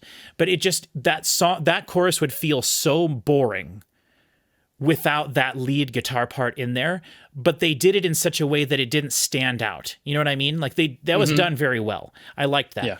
And my favorite part of that song was the pre-chorus. I liked his vocals the most there. I thought it was the most interesting melody they had done so far. He was doing a little lower register stuff, and I liked the harmony vocal. And it was catchy, and I liked the way that was done. That was my favorite part of any of these songs we've heard, especially vocally so far. Yeah, and I think these songs all sound fantastic. Like there's so much space for everything. Yeah, the snare is a little too real sounding for me. I wouldn't mind if the snare was a little replaced or interesting. You know, or doubled to have more snap to it, because nothing really has snap to it. The mix is pretty tame frequency wise, but it's not lacking high frequency. I think the guitars might be a little bit, but again, we've talked about it a million times. You tamp down the high frequencies of the guitars so the other things, the cymbals and the vocals, can sit on top of them. So when you say doubling the snare to give it more snap, what would the process for that be? At the time, or just like now, like just in general, like what? Because in my mind, you're doubling it. You're just getting two tracks of the same thing, and it clips, and it's bad. Oh, sure. No, you're absolutely right. That was probably maybe like not the right way to say that. So what I mean when I say that is like you have the track of the snare that they record, and then nowadays in modern terms they see drum replacement, right? You record the snare.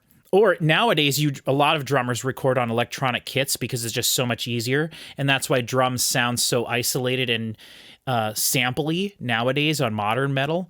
You're not hearing the whole drum kit in every microphone because the snare and the kick and probably the tom drums are all just electronic drums. You get the signals for them And then after the fact, when you're doing the mix down of everything, you go and you find the kick sound that you like, which is probably a combination of 2 or 3 or 4 kicks all put together. And then the same thing with the snare.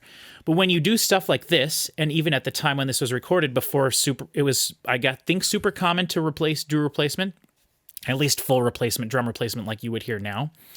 What you would do is you would record the snare drum, right? Like you have a microphone on the snare.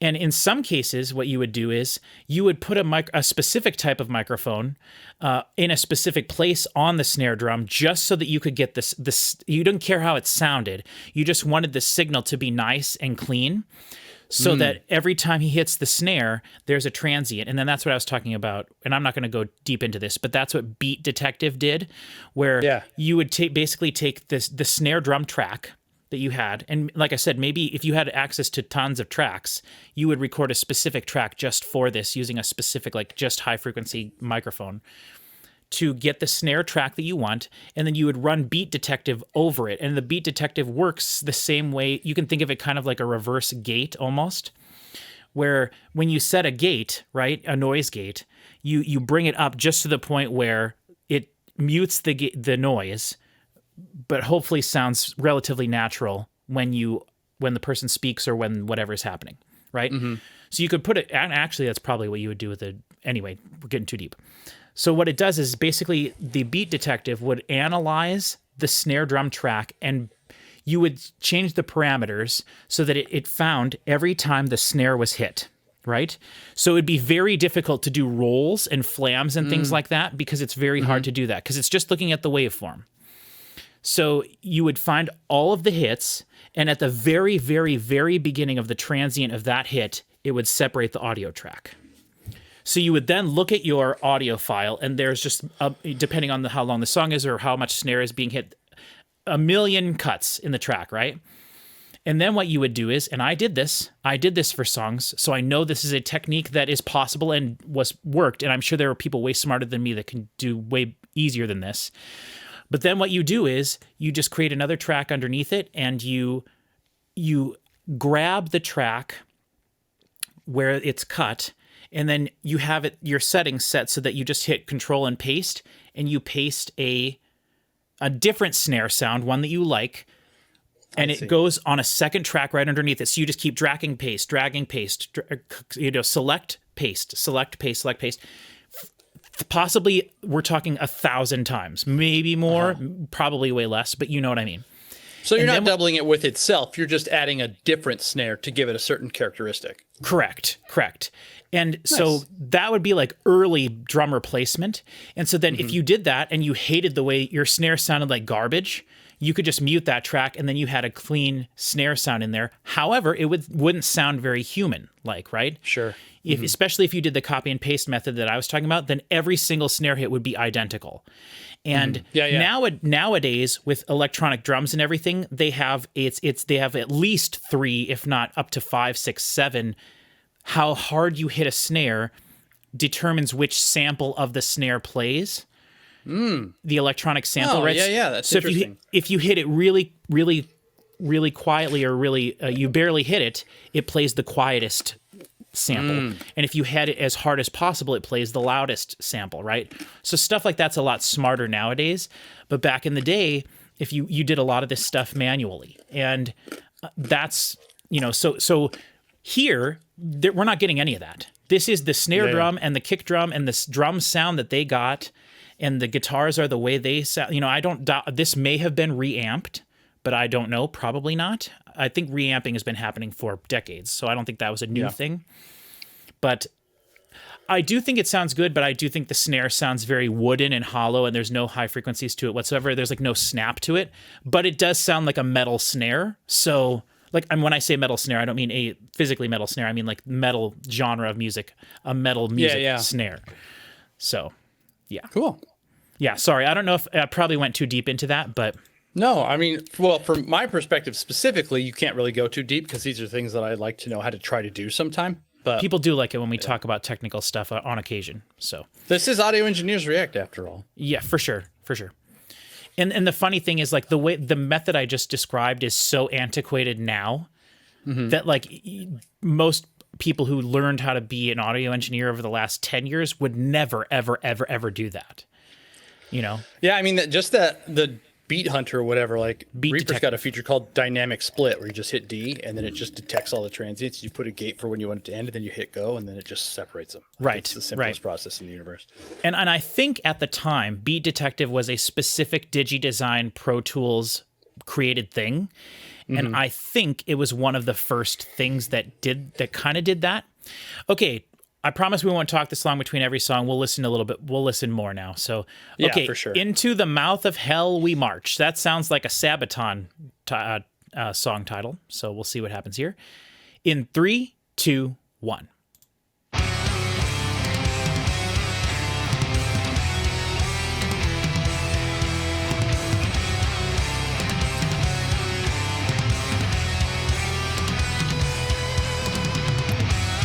I thought you were a way bigger Killswitch fan than you seem to be. No, I'm not. I only have one of their albums. And I don't think I've ever listened to it all the way through. Wow. This reminds me of All That Remains. Okay, interesting.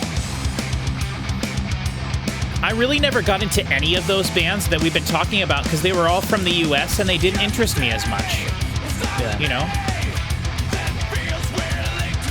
Hetfield could sue this man. I know, right? I know. I think that they're pretty good friends with them, you know? I would hope so. Yeah.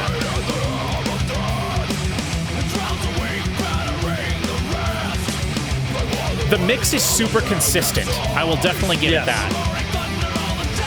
Like, his vocals are the same volume the entire time, no matter what he's doing.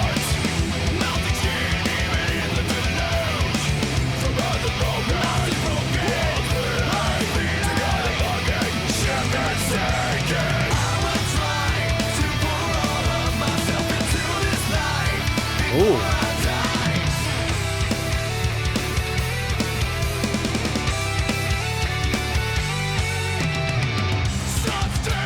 Is that the chorus? I think so, but it was just a half chorus this time. That's a very In Flames thing to do. Just half chorus, and then the second and third choruses are double length the first one.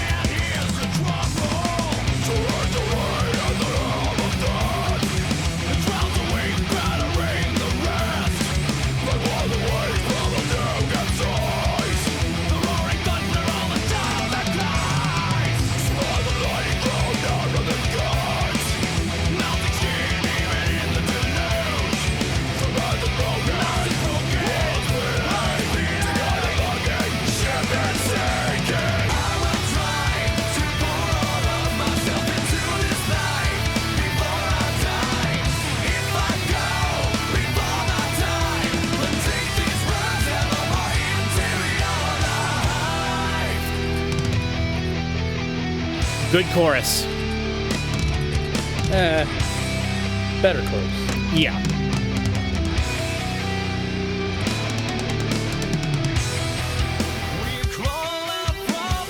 Ooh. Yeah, now we're talking. Now he sounds like Davey from AFI. Yes.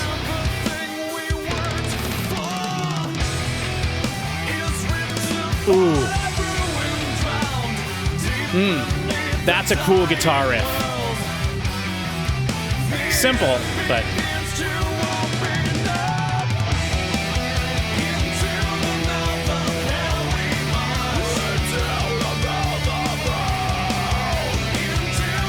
He doesn't do any layering of harsh and clean vocals. It's always a separate part.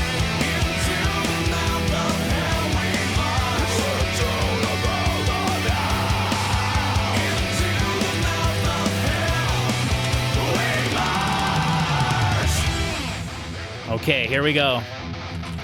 That could be the end of this song. Cool.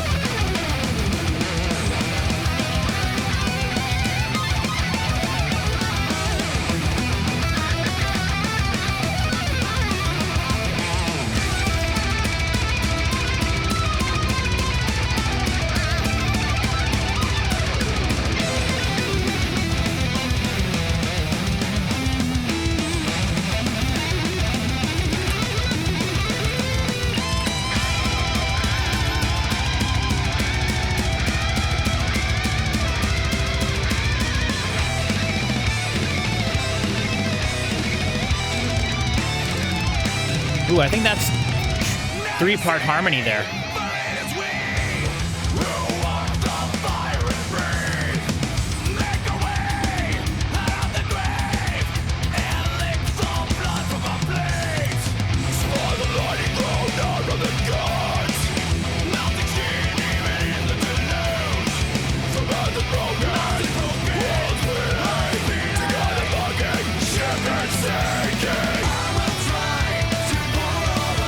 Bit of a jarring transition.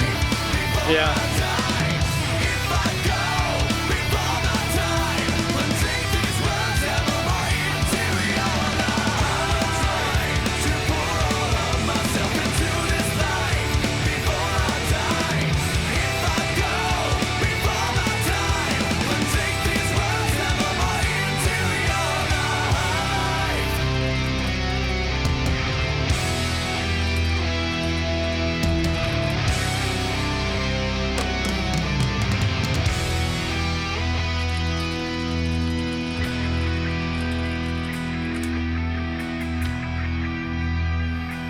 See, this kind of stuff, having a lo-fi guitar thing off to the side. Mm-hmm. You know, I wish they'd do a little bit more stuff like that, like using the production of the studio to, you know, create little different sprinkles and stuff for the songs. Yeah, we've got this infinite list of tools, and all you're doing is recording.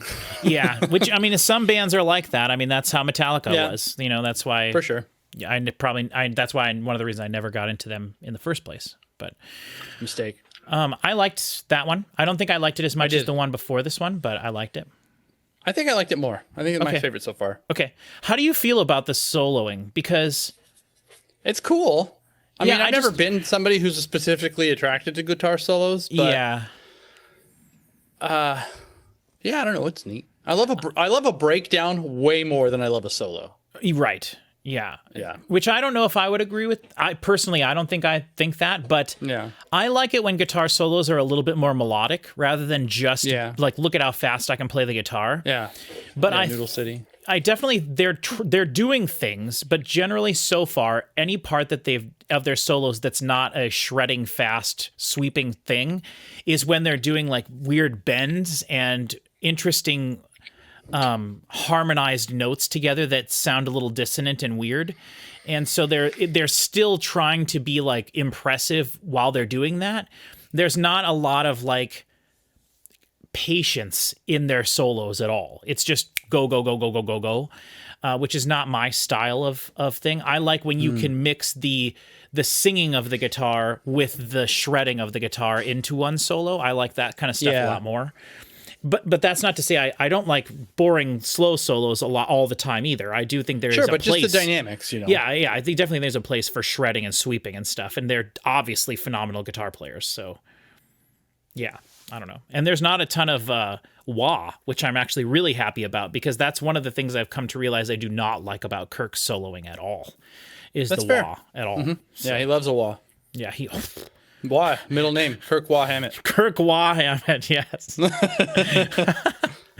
Yes. Yes.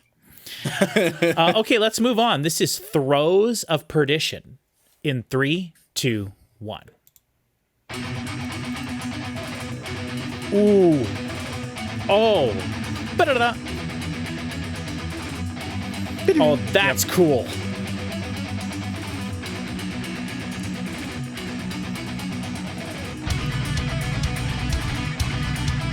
Dude, yes.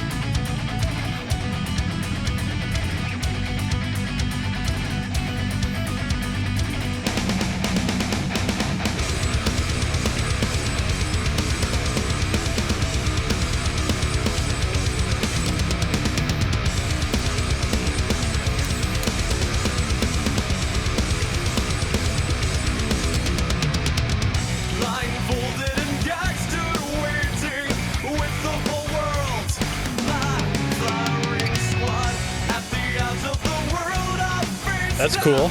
Yeah.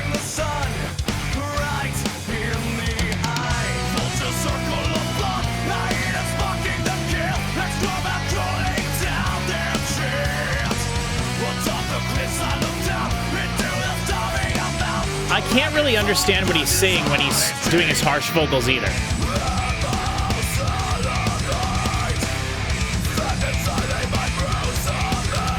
Like this kind of vocal or the other side? No, both of them. Not this one at all. No.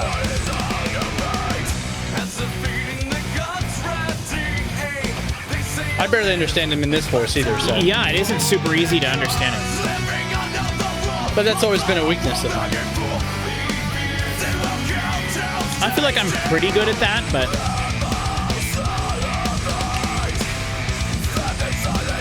I also think that they're being really, like, vague with what they're saying, too. Like, I think... Yeah.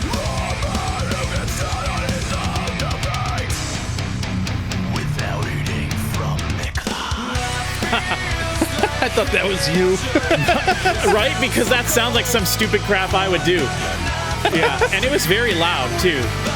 Yeah, it was. Weirdly loud.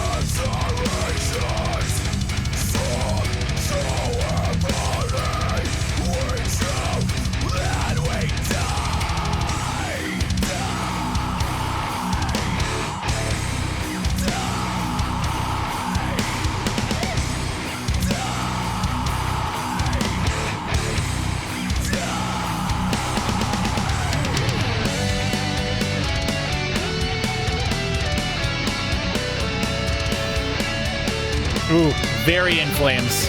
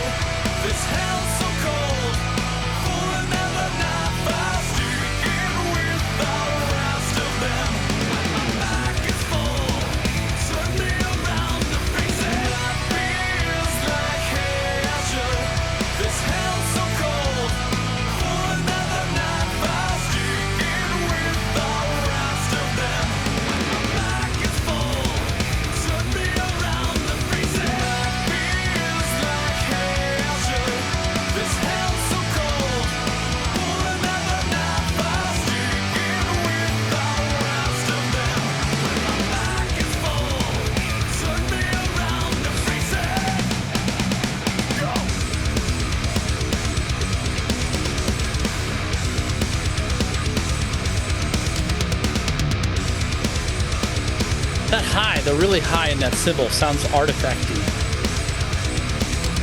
Okay, I can see, yeah.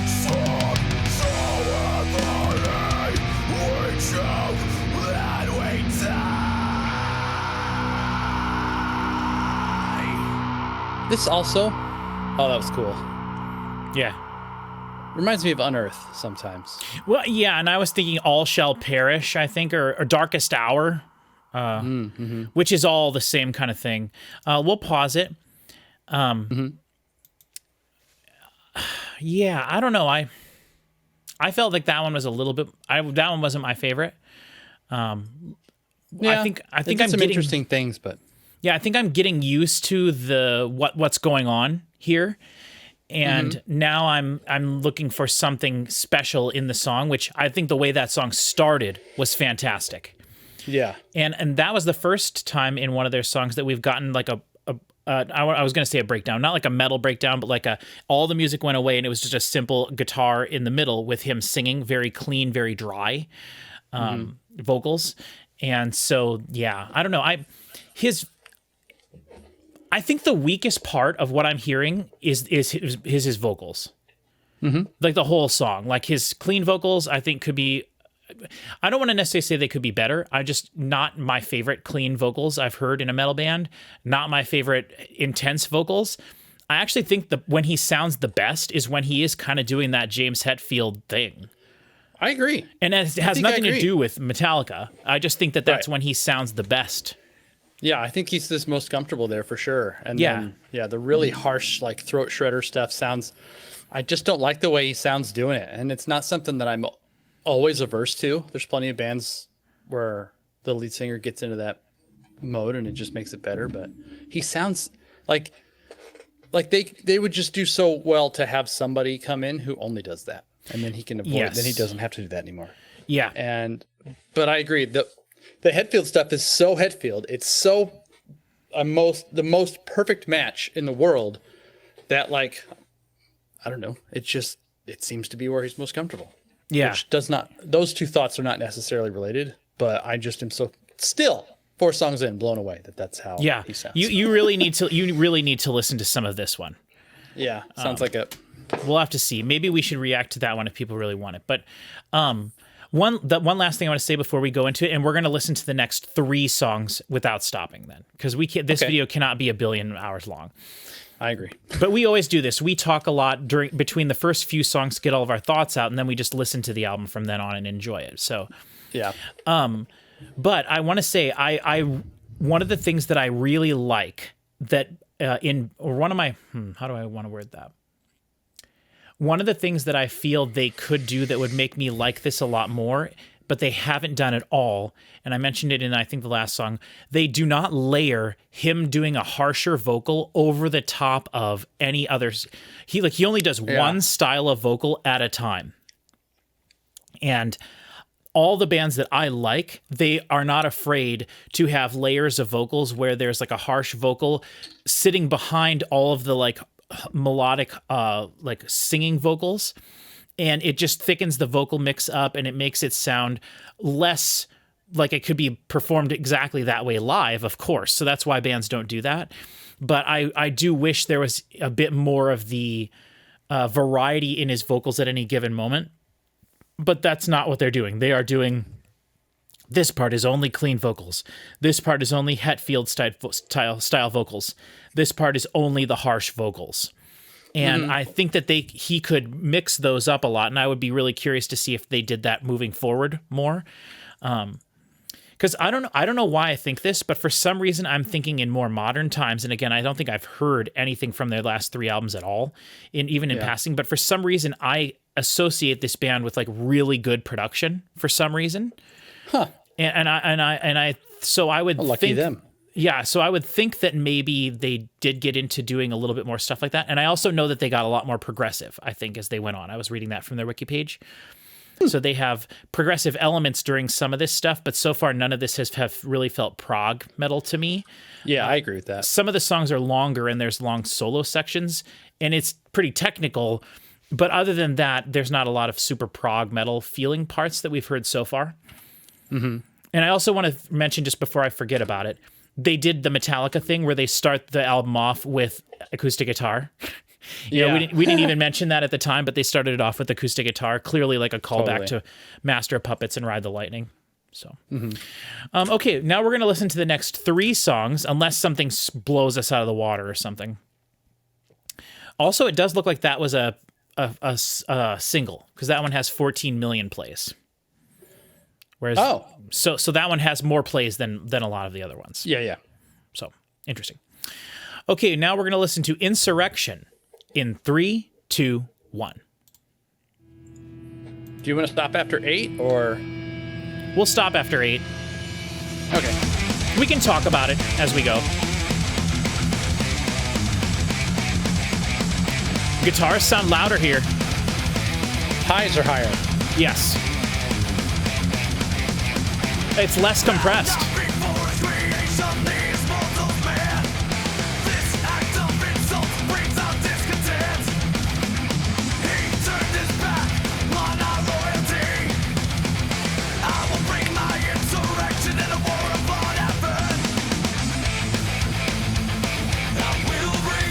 kick drum sounds different on this song too.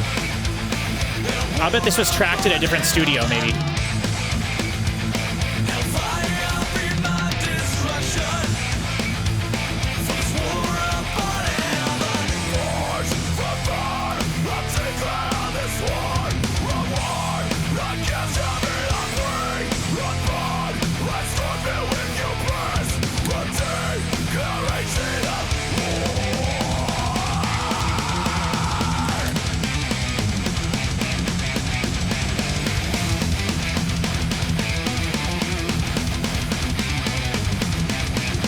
This is very Metallica.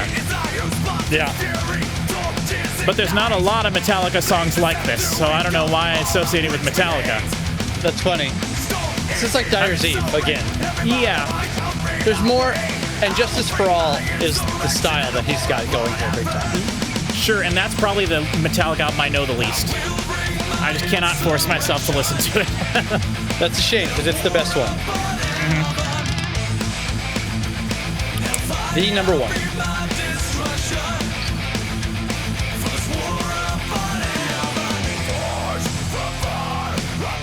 This is a cool part.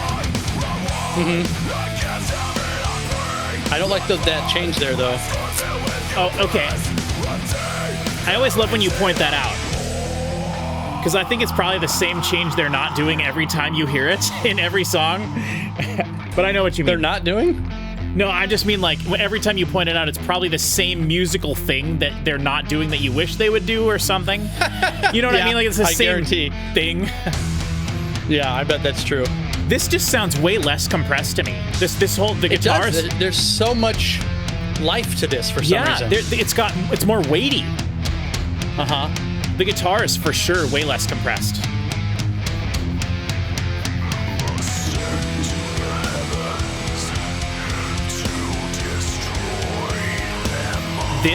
This thing, super cringy to me. Super cringy. Yeah. The vocal thing.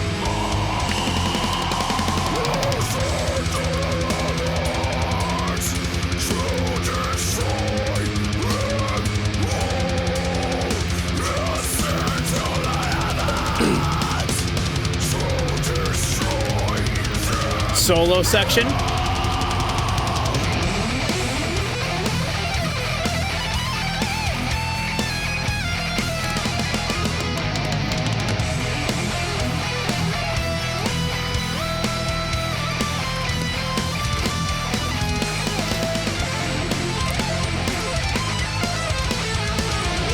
Ooh, interesting tone.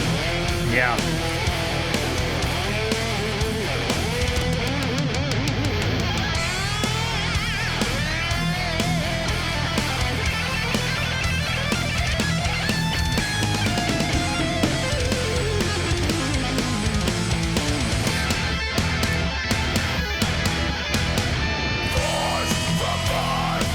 This song is badass.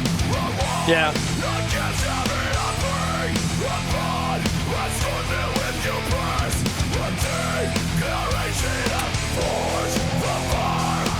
Ooh. Oh, there's that layering. Yeah.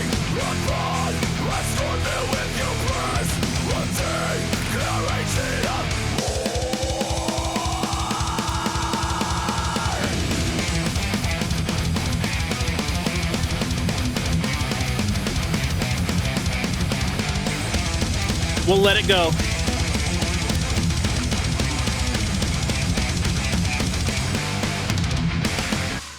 Best song on the album.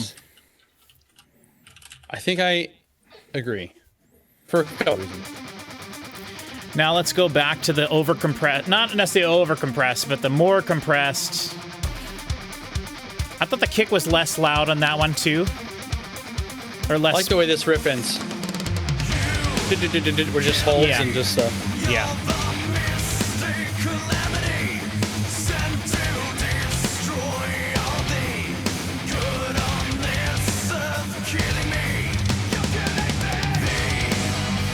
Oh, James, you're here.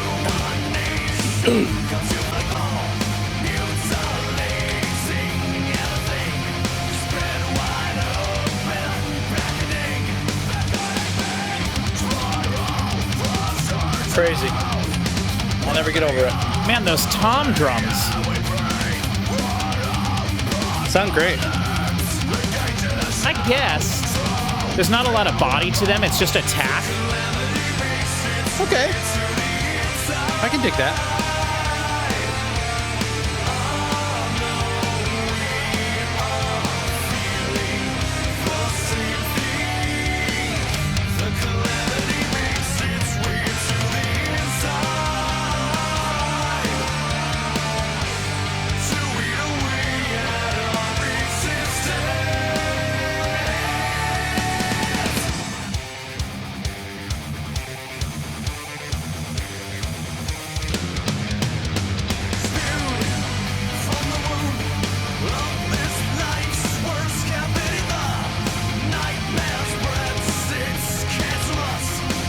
This is interesting. Got a structure here.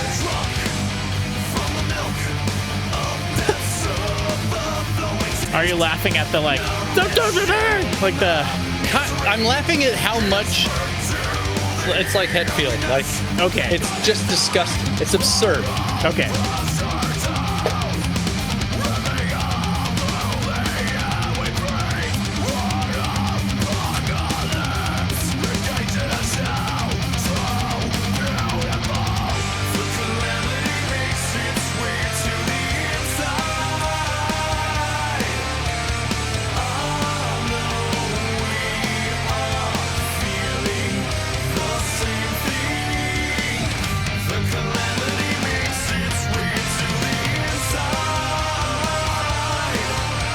Now I dig this chorus. Okay.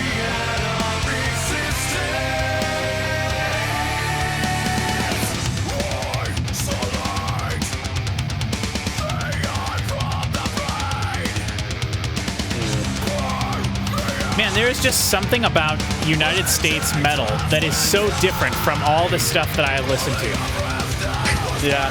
It's so weird. I've tried to put my finger on it for years. It's like this. It's like an aggressiveness, like an attitude thing, I think.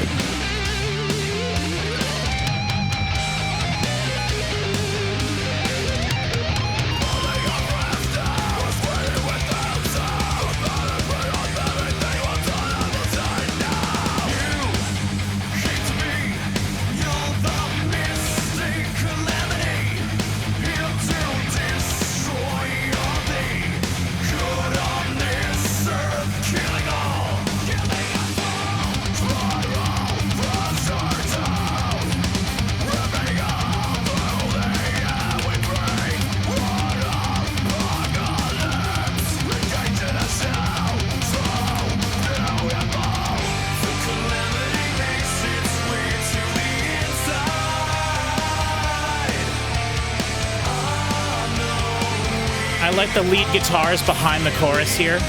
Yeah.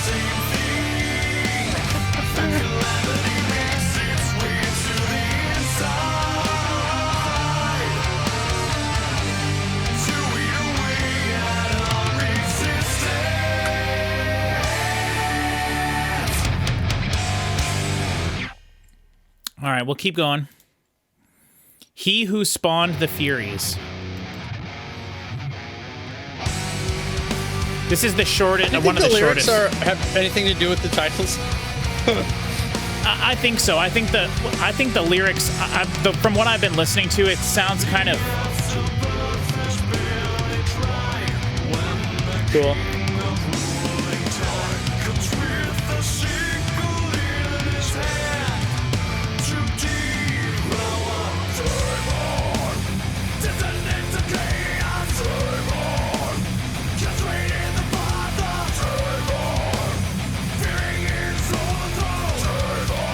His voice sounds a little lower in this one. Agreed. I thought. Not anymore.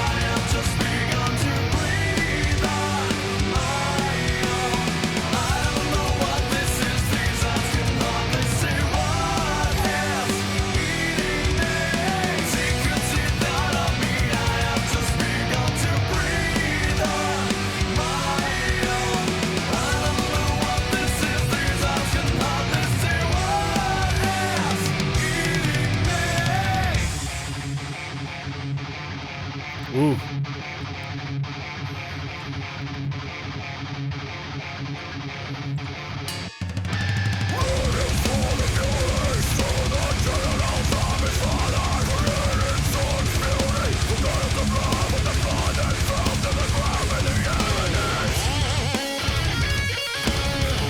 Yes.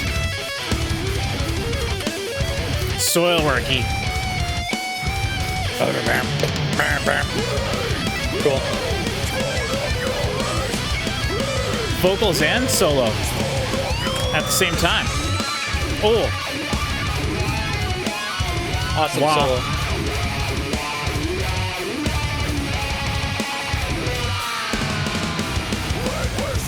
Interesting.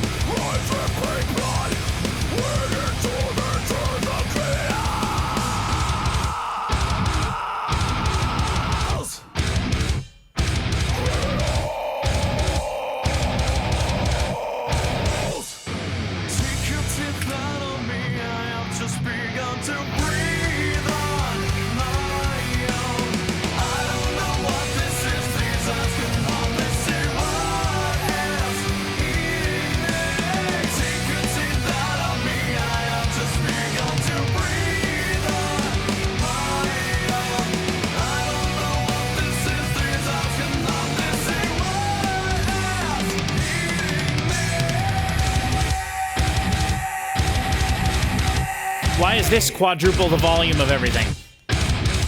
That's crazy loud. I bet the waveform will look bigger there. Yeah. You know what I think is happening? I think... Okay, we'll pause it.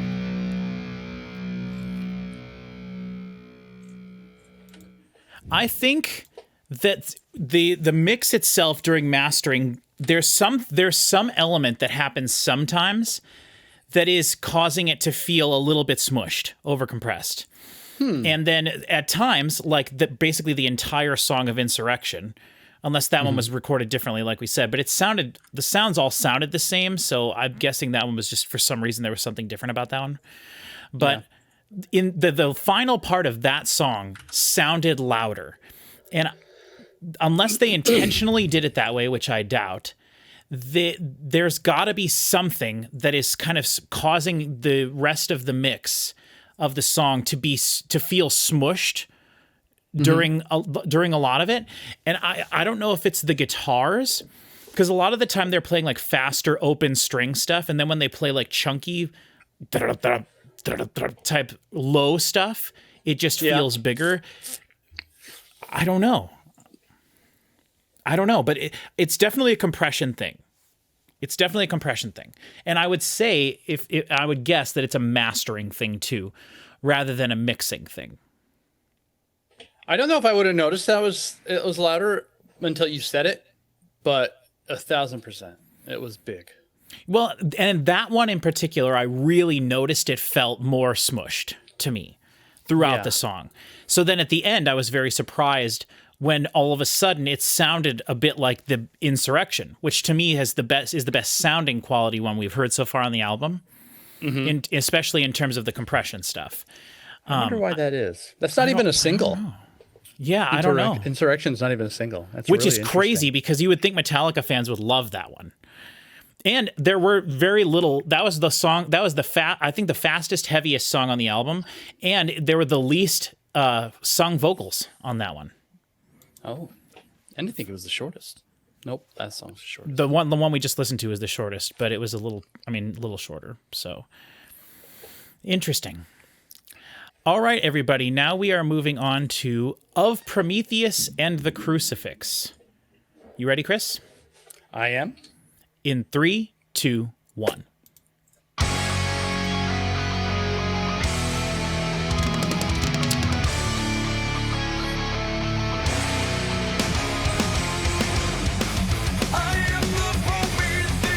This one sounds louder again, like Insurrection.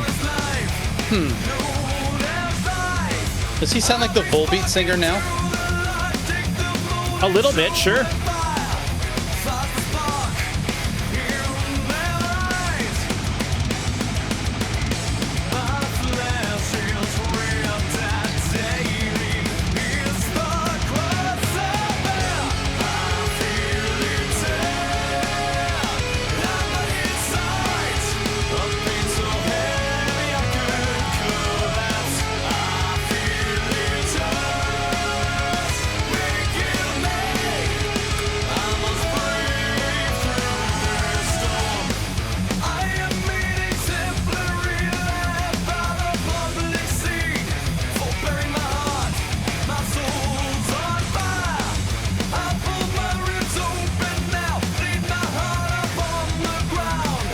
I wonder if this isn't like lower detune or like a lower key.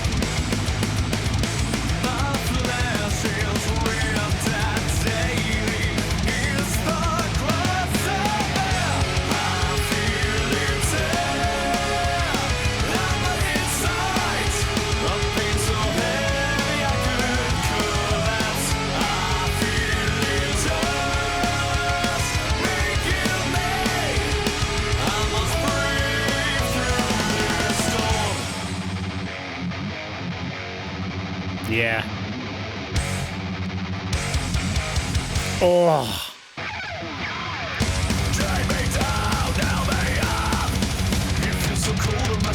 Oh.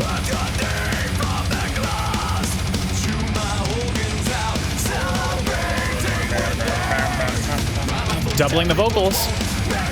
Like different parts.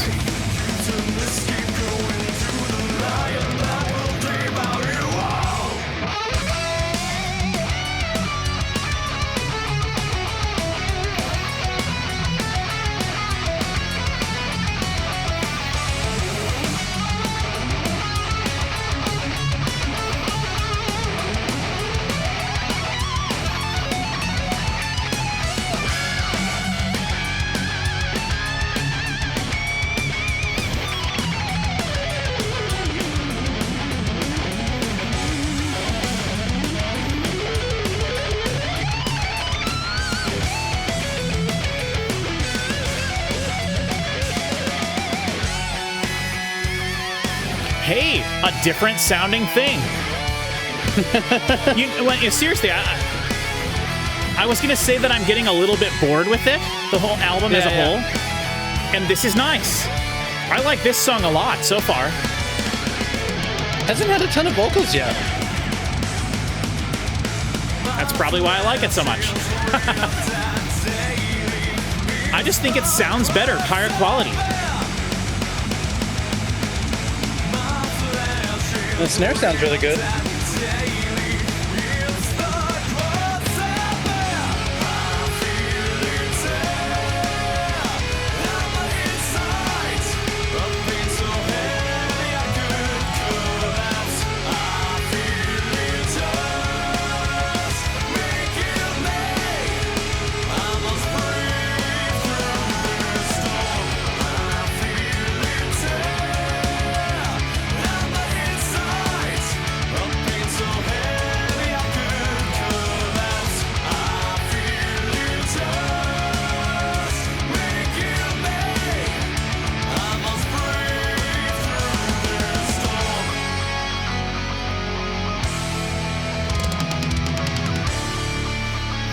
let's keep going and see if the next one sounds as high a quality as this. Okay. I don't think it will, if I had to guess. All right, this is the Calisto one.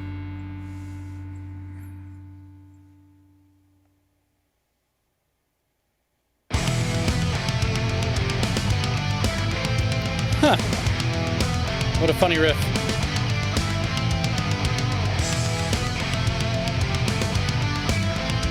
Sounds like... Sounds like the beginning of the theme song for Perfect Strangers. Oh, no, okay. Three's Company. Three's Company, okay. I would say this one sounds similar to the previous one. Vocals a little lower. Mm-hmm.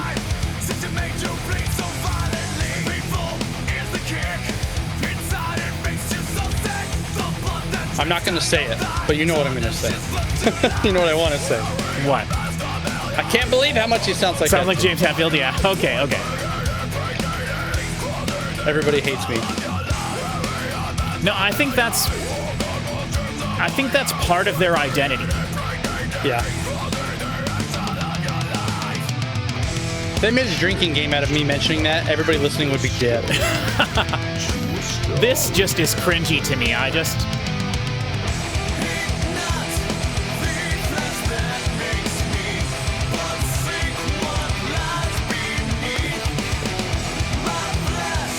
Interesting. A lot of guitar here. Interesting. They were doubling the bass on the guitar, I think, there. Just in the middle. And then there was also a lead part, and then the riff on the sides.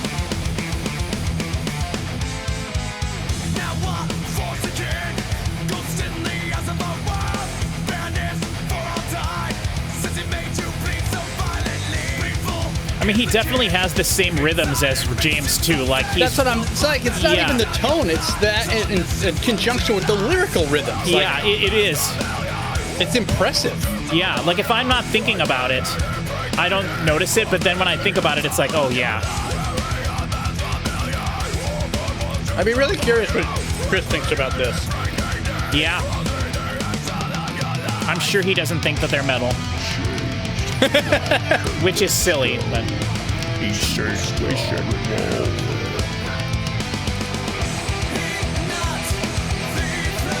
Vocals definitely lower on this song. Yes. I completely agree. Which is weird. I don't like the inconsistency of that. It's weird because the rest of the music sounds so much the same as it did before. Like, why would it be different? Yeah. I just think it's a compression thing. It's a mastering thing. Because I think the song before this was just mastered better in general, with less compression, but somehow it was louder. Yeah. I don't know. Maybe some of the songs, like I said, were recorded elsewhere. Oh, cool. I like that. Yeah. I like it when they have choppier riffs, more rhythmic riffs, that then they can solo over.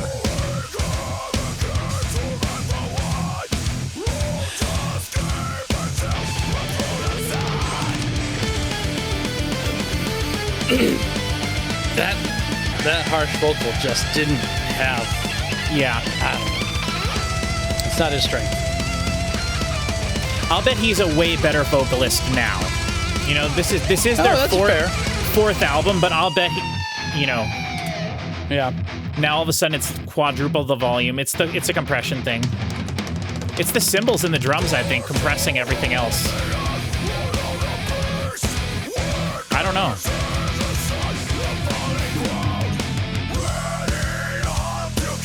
Hey. Bass sounds like garbage. Right? What was that doing? That had no point in anything.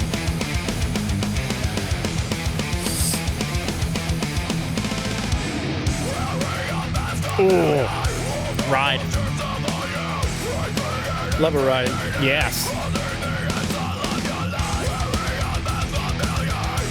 I'm really excited for the next song, we'll stop. But I really hope that it's an 11.5-minute long song. Rather than, well, we'll talk about it.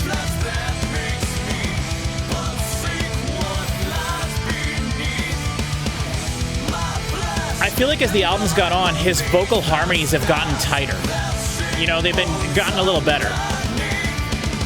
I don't know if that's possible, but I feel like the vocals were way more looser on those first 2 tracks specifically.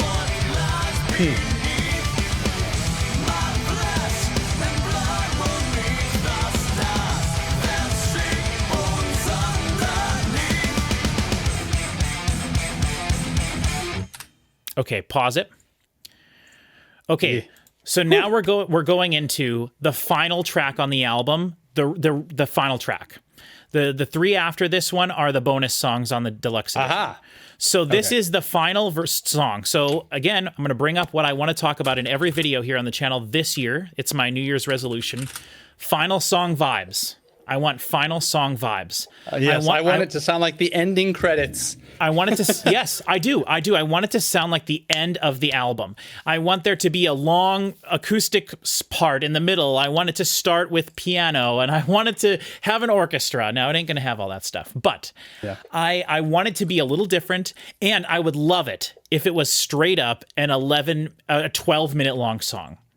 Rather than what I think it's going to be, which is like a 6-minute song and then 4 minutes of silence and then a 3-minute song at the end of the CD as a hidden track. That's what I think we're going to get. That's what I think we're going to get. But like of the era, that's not a terrible consideration. Yeah. And that was more of a 90s, early 2000s thing. So maybe we're past that time, but I don't know. All right. Here we go. This is apparently so great they had to name the album this, even though nothing else has felt, like Shogun-y or Japanese-y. Not that it has to. Oh, that's exactly it. It's like Shogun, and then it's all Greek mythology. Yeah, well, and I did read on the wiki page that they called it Shogun because they thought Shogun was so cool, and they were talking about in the thing that Shogun was like, it's the highest rank of Japanese military other than like Emperor, I think. So the Shogun, which I had to take down a bunch of Shoguns just recently in feudal Japan. So like the Shogun is like... Stop saying that. Shogun is like the highest, like the dude that like lords over stuff, right? Mm-hmm. And then there's all the people underneath him that run the different air sections.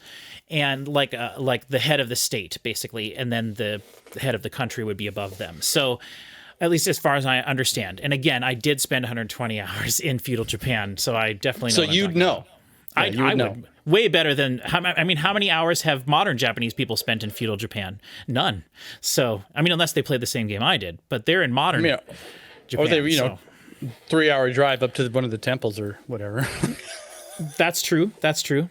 Dude, the amount of hours I spent in the game going...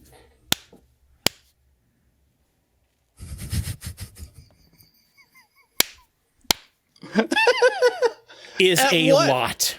At every freaking shrine, everything. And they once you start the animation, you can't it's... Do you get does stuff happen when you do that? Not really. Amazing. You have to do it to check a thing off the board. Okay.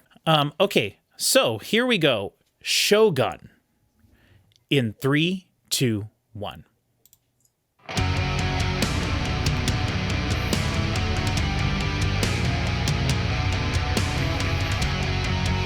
I want to point out that it looks like people, when they listen to this album online, they skip from track 5 and go right to track 11, looking at the plays. That's true. Which is interesting that they come to the 11-minute long song, so...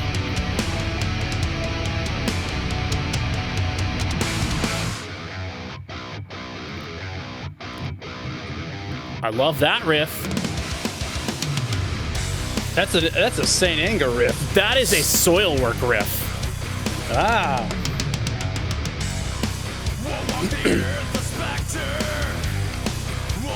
The drums sound a little weak here. They're doing the Lars thing, and the drums, Metallica's drums sound way better than this.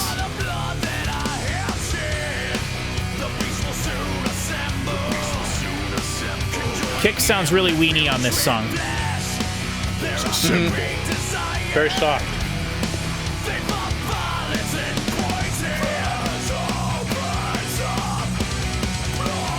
I really don't like it when bands cross sections of songs over into one another. Right? Like the vocals, the sections overlapped there. Sorry. I don't like that. Write a transition.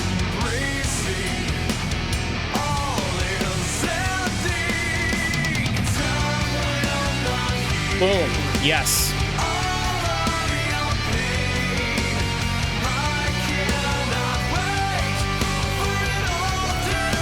Ooh. Whoa! Nice. Nice. Yeah. I should have done that more often.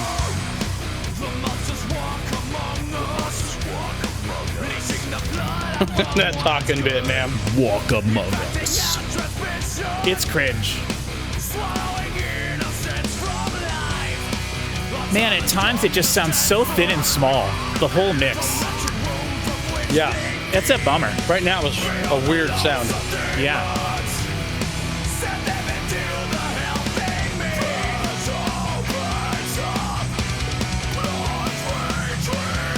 I will say though, this is really transporting me back to a very specific time, which is music doesn't do that to me very often. I'm generally not very nostalgic.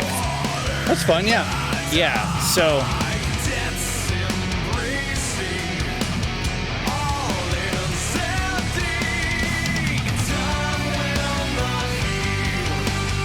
that's so much louder.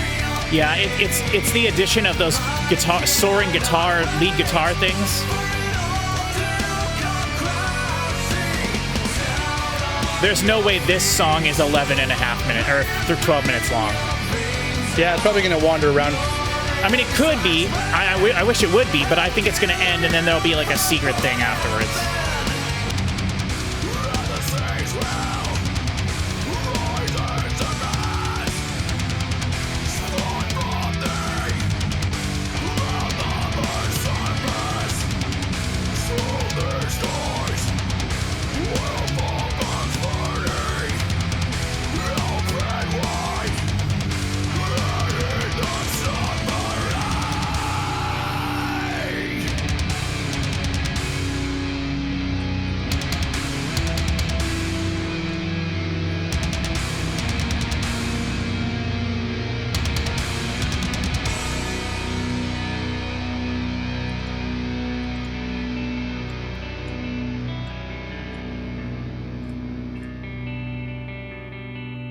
Okay, good. Let's noodle for 6 minutes. Acoustic guitar.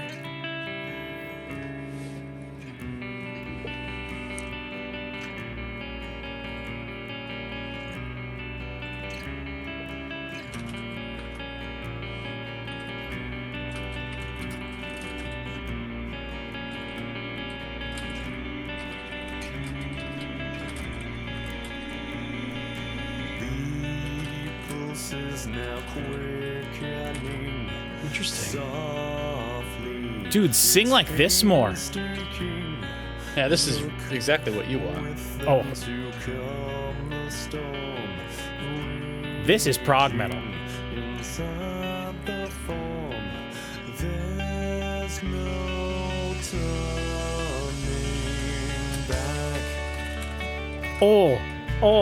Oh, pretty. I like this. Yes. This is nice. This is Dream Theater. Yeah, it is.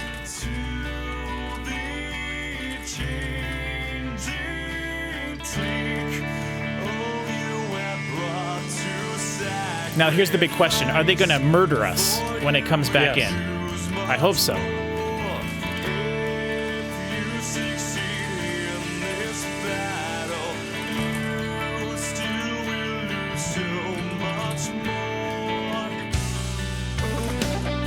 Oh, let's go. Nice. I like this. I'm starting to see why it's the last 5 songs are skipped away. It could sound better, though. This solo should be louder. There's...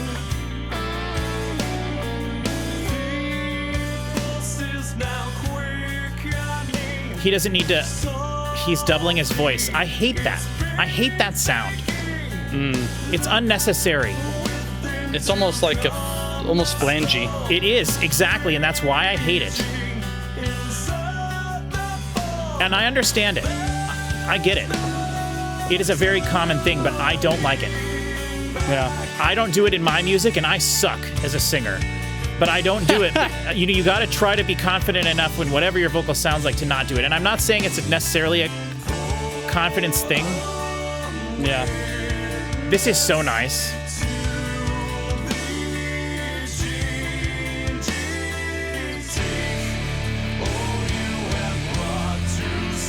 Distorted guitar right in the middle.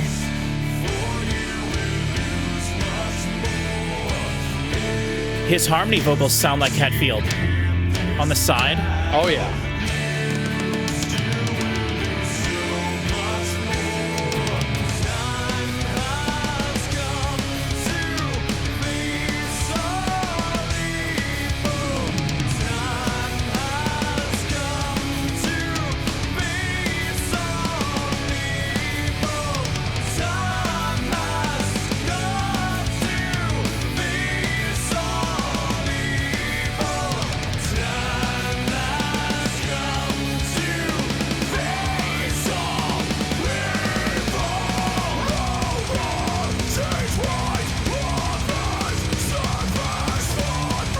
Ooh, that's a cool riff. Dun, dun, dun.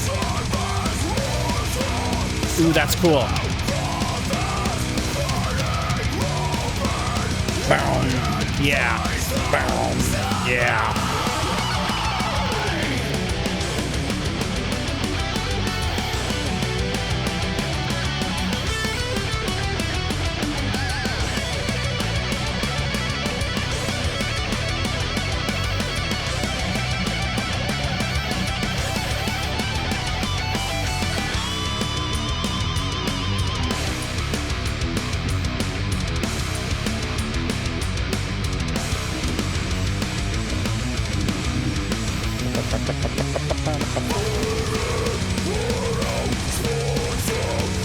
Ooh. He's trying different things vocally, and I appreciate that. Yeah.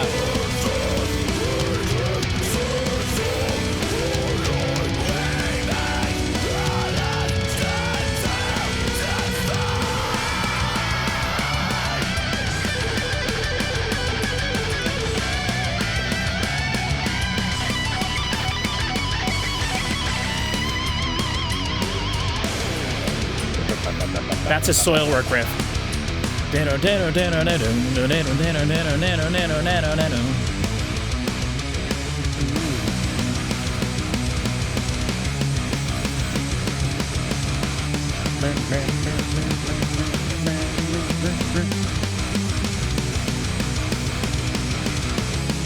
Love it.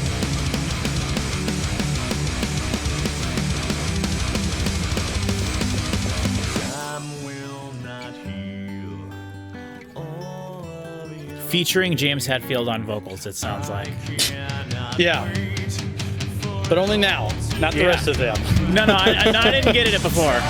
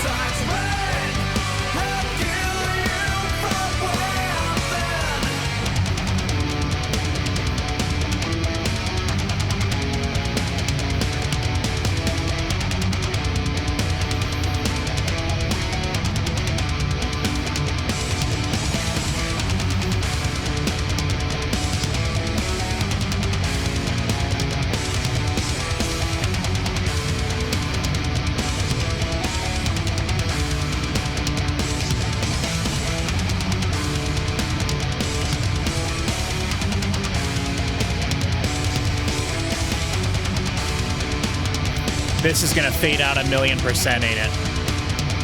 Oh boy. A long ass fade.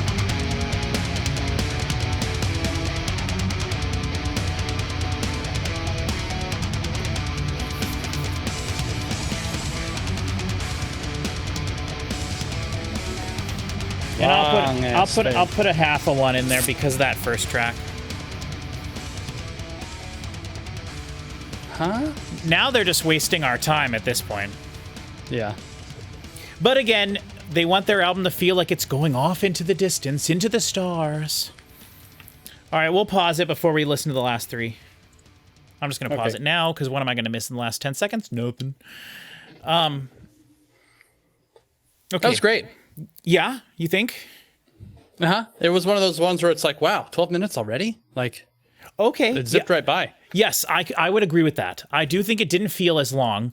However, they could have done more with it, I feel. Like, it, and maybe, I mean, I could say that for any song ever, but like, of course, I feel like they have, it's really interesting. How do I put this? I feel like they're obviously such good guitar players that I feel like there could be more interesting things that they're doing. Like, I feel like I was thinking during that, what is something that they could do throughout this entire album that would make me like it more? And the thing I came up with in my head was leave more space. Yeah. Leave more space. Like have there be moments, have there be more dynamics within an individual song. Like, don't be afraid to have the guitars go away for a second, or have one guitar go away and the other guitar is doing I feel like unless all they can do is heavy metal riffs and solos, I feel like they could do so much more. Does that make sense? Like, that song we got at this long section in the middle where it was, but even that I feel like they could have done more with. Break it down for a second and just, I know that's it could use some dynamics, and not like volume dynamics, but like songwriting dynamics. Yes, yeah, and I know that's kind of, it seems like I feel like such a schmuck saying they could do more, but like, and maybe they can't. Like I said, maybe all they know how to do is crazy shred or fast metal riff. Like maybe that's the two settings they have. But like that song showed me that there's more to it. And I'm not saying every song needs to have a breakdown where everything goes away and it's acoustic guitar.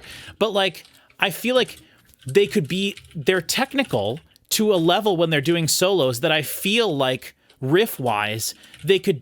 And I know they're doing technical thrash riffs, but I feel like it's either super fast, heavy thrash riffs or these like super simple like metalcore riff things, which I guess makes sense because those are the two things they're aiming for. But I feel like they could do more. Yeah, I don't know. I think you're saying, it's a lot of words that says what, and I think something that you brought up, or in possibly part of this that was edited out, is like, this album's getting a bit boring. Yeah. And that sounds like what you're saying is that it got a bit boring. It did. Until this last song, which was interesting, but yeah. Yeah, and I do think that song was interesting, but was it only interesting because it was different than what we'd heard? Yeah. To me, that's not good. Like, I want it to be interesting in its own individual way rather than just being different than what we've heard. And I think the first 3 minutes of that song was pretty boring, like the most basic 3 minutes that we've heard. And then they changed it up and it was exciting.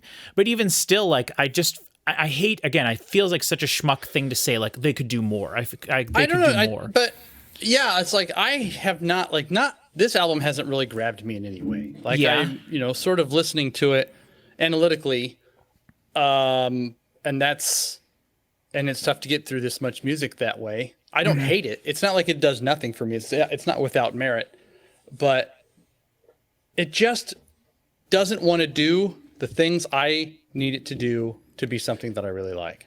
Yeah, like because it does sound like Metallica, but at almost no point on this album, maybe 2 or 3 or 4, were they ever like groovy like Metallica is groovy. Yes, and I think that the grooving, because it's like I kept getting stuck on, this isn't catchy, it's not very sing-along-y.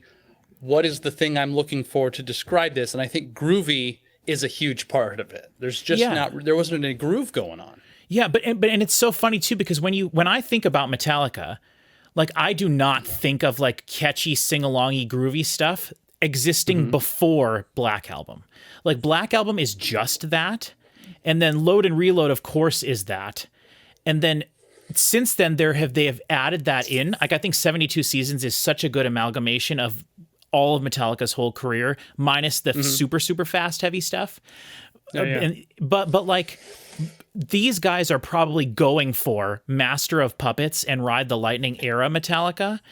And like when you listen to those albums, which I've been trying to do a little bit more recently, though I've been staying away from Master of Puppets because people want you and me to do a reaction to Master.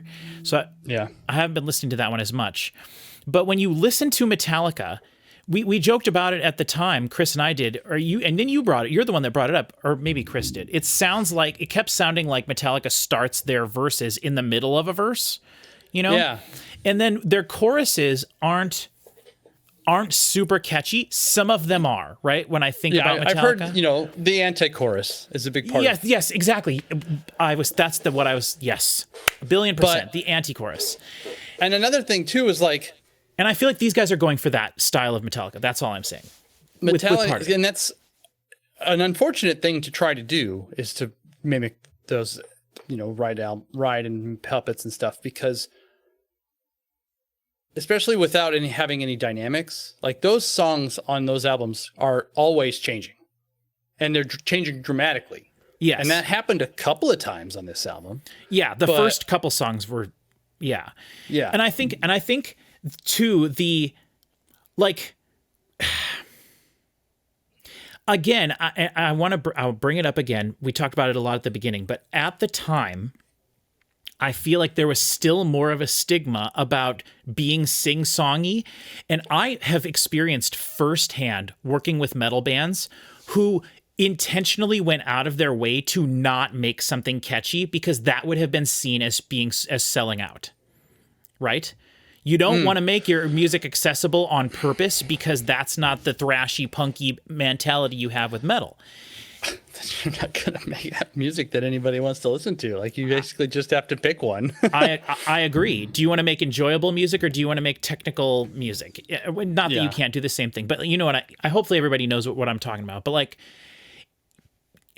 I don't think that's what they're doing here. Like Matt Heath, the vocalist, is doing the like whole like sing and add harmonies part during the choruses, but it's just not super catchy sing-alongy like Chris was saying. But they're not doing the anti-chorus thing really like Metallica does either. I feel like that part of Metallica was more in the verses and things, but they are structuring their songs more like I would want a song to be structured rather than the way Metallica does it.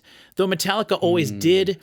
That was one of the biggest surprises for me when we were listening to Metallica. I was surprised how many times they would come back to the chorus at the end of the song, right? Like they always did that. And I appreciate that so much. And when I go back and try to listen to like the albums Ride the Lightning and stuff like that now, I appreciate that more, but I don't know. It's one of the downsides of trying to mimic somebody who is a legend for a reason. Like you just end up getting compared to them. Right. And what point are you mimicking, or are you just like, Metallica's my favorite band, so when I'm going to sit down and make music, it's going to be Metallica, Yeah, and it's not like anybody sat down and said, aside from maybe the album before this, where they're like, we want to make Metallica songs. Right. And I think that's clearly what they were going. Yeah. Okay, so we've got a couple more songs to go, and I'm really curious about this. I would assume that these songs were all recorded at the same sessions as these because they were included as bonus tracks on this album. But sometimes bonus tracks are wholly separate and sound completely different. So I'm really curious to see what this is. And I know that the Iron Maiden song is a cover of an Iron Maiden song called Iron Maiden. So I don't think these other two though, Poison, the Knife, and the Noose, and Upon the Shores, I don't think those are covers from what I could see. So, all right, this is the Poison, the Knife, or the Noose. So this is about Clue. In 3, 2, 1. I would love it if this was about Clue. Colonel Mustard. in the observatory. With Colonel Mustard in the observatory with the lead pipe. Miss Scarlet comes out of the... I would say this sounds a little more heavy, high frequency-ish. Yeah. Yeah, this sounds a little bit more demo-y maybe, but like, I like the high frequencies and the crunch. He's in there somewhere. You've got to really reach in. Yeah. Ouch. I'm dead. I need another hit of this.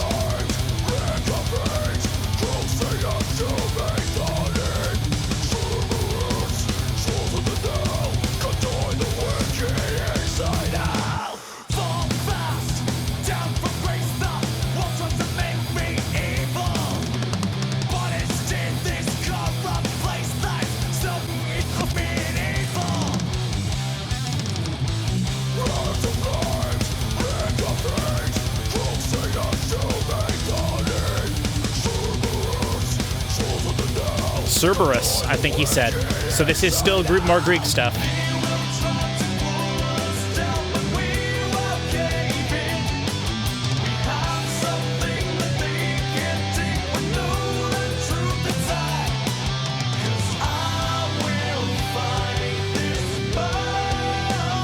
Nice. Yeah, it doesn't sound the best. No. Mix-wise, but yeah.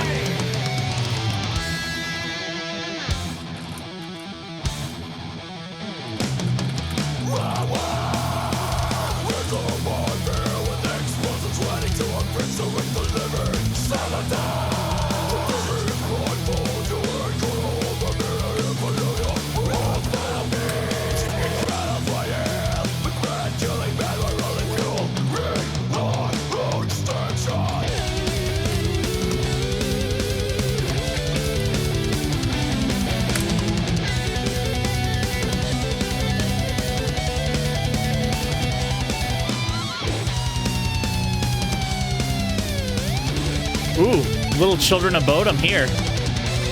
Oh, okay. Which I haven't brought up because it didn't remind me of it too much throughout. A little bit of the soloing, but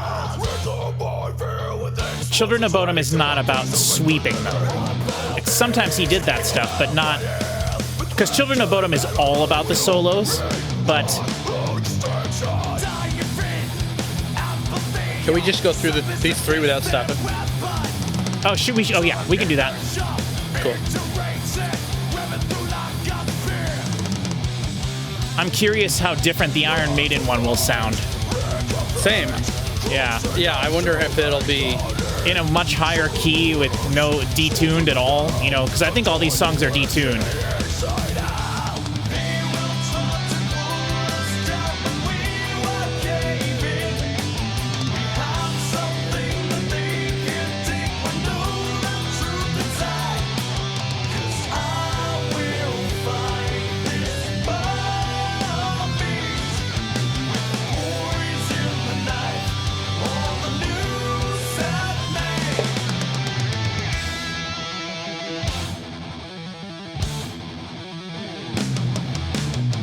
Yeah, this sounds kind of demo-y to me.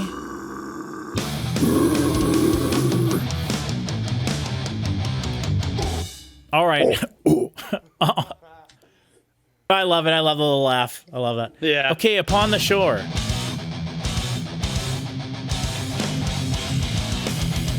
Another one with plenty of highs in it. Yeah, it sounds like the same thing we just heard. Yeah. I heard a little bit of bass guitar in there for 1 second, though. Like, you can hear that. You can hear it way in the back, like... It's in the middle, and it's yeah. Yeah, you can hear the strings a little bit. I wouldn't mind a little bit less low frequencies in the guitars on the album and a little bit more prominence of the bass. That's a very common metal thing, though. Because the guy mixing it probably played guitar in a band for 40 years before he mixed the album, you know.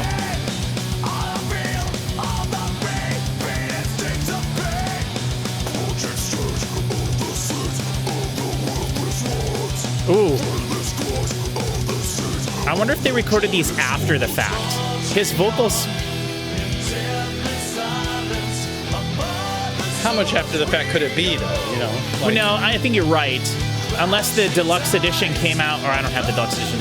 Unless the deluxe edition came out like a year and a half later or something, but I doubt it.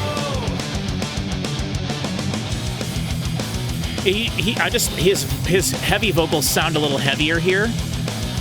Yeah. But maybe that's Listen just the to that bass string. Yeah. No bass to be found, but that string is clacking away. Yeah. Come on, pick a different. It's just so Hetfield, man.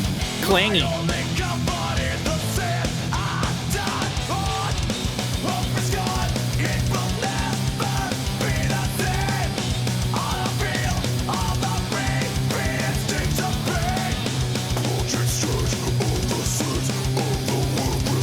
Dude, do that. Use that voice more.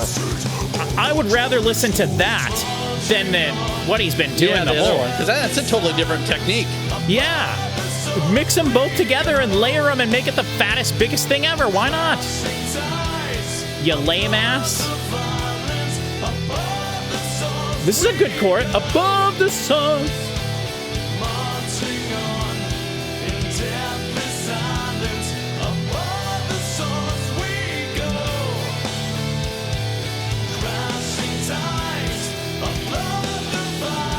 Why does it sound like the vocals are on top of my head, like right here?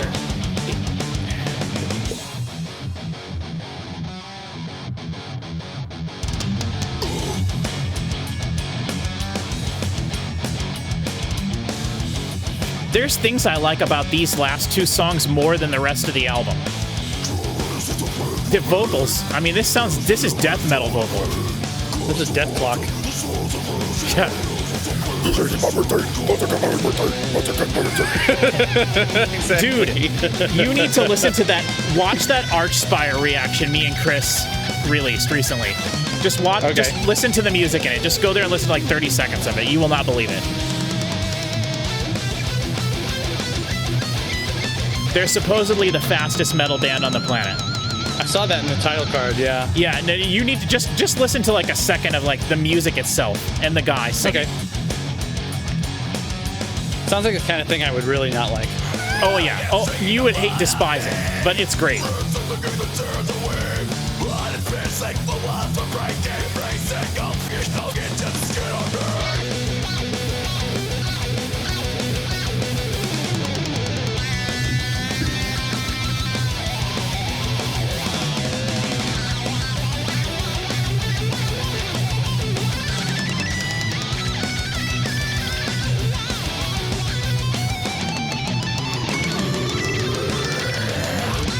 Dude, that's awesome. Maybe this is a cover song and they're covering a band that has a guy that can actually do that kind of stuff and he's just doing it. But it's like, man, I wish he'd use that death growl voice way more. I know you probably don't care for that as much, but like, I feel like that would add a whole layer of heaviness to this that, you know. Yeah, it's tough to say because on the one hand, I agree, and on the other hand, I also agree that it would make it less enjoyable for me. Yeah, I know, yeah.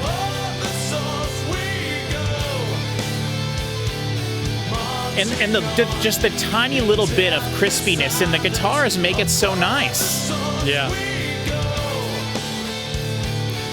But the mix is still not good. It's not that it's bad, but like it's very compressed and the vocals are too far away. Yeah, the vocals are way too low.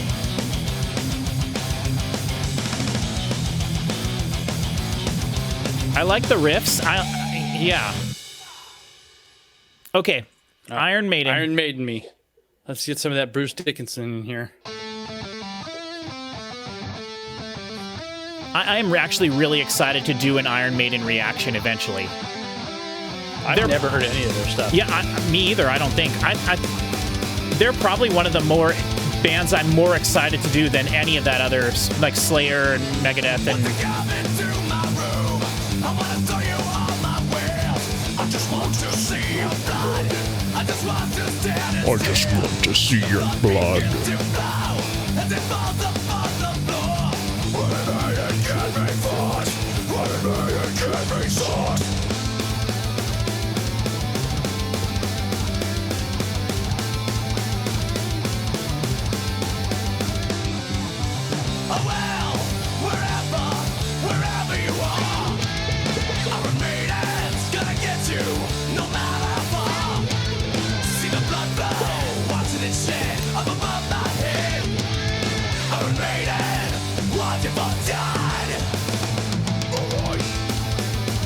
I'm gonna look when this song originally came out. When. Okay. Ooh, here's a good comment.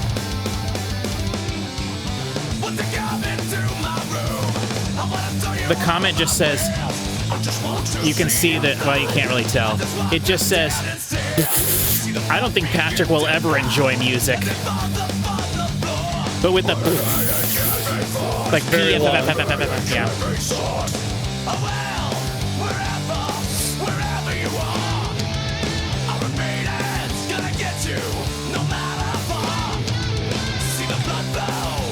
Iron Maiden song called Iron Maiden.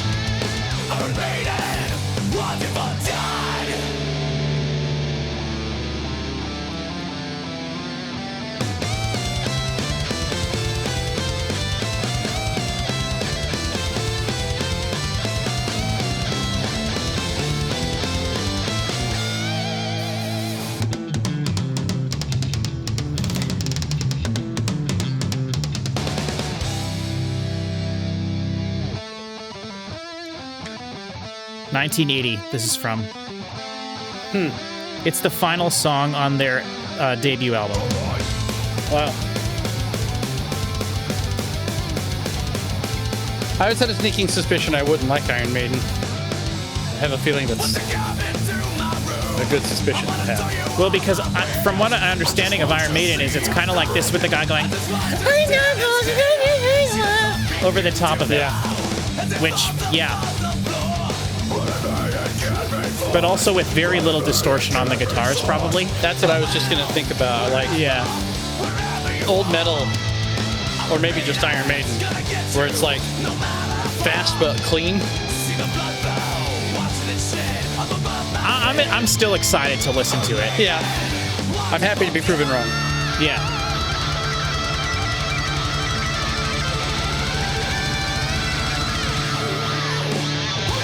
Interestingly enough, this song is the final song on Iron Maiden's debut album. So, and it is the same exact length, 3:43.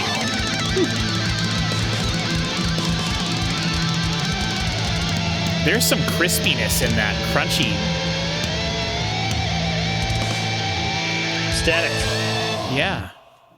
Weird. Yeah. Interesting. Okay. All right. Well, do you have to leave at a certain point, or do you just? Pretty soon. I was hoping to try to get off at 4, so we got a few minutes, but Okay, well, we're to the final section. I just want to make sure you didn't need to leave like immediately. But okay, so do you want to give your overall thoughts then, Chris? We talked. By the way, hold on. We talked. I don't care about that last song. I'm sorry. It's been too long. We've been recording for too long. I don't care about Iron Maiden right now. I'd rather listen to Iron Maiden do that song rather than Trivium do that song. So, like, if everybody was watching this hoping for us to get to that point and to really pay attention to that song and love it, I am so sorry. Oops. We didn't do that. So, but the Trivium stuff, we'll talk about that now. So, okay. Yeah.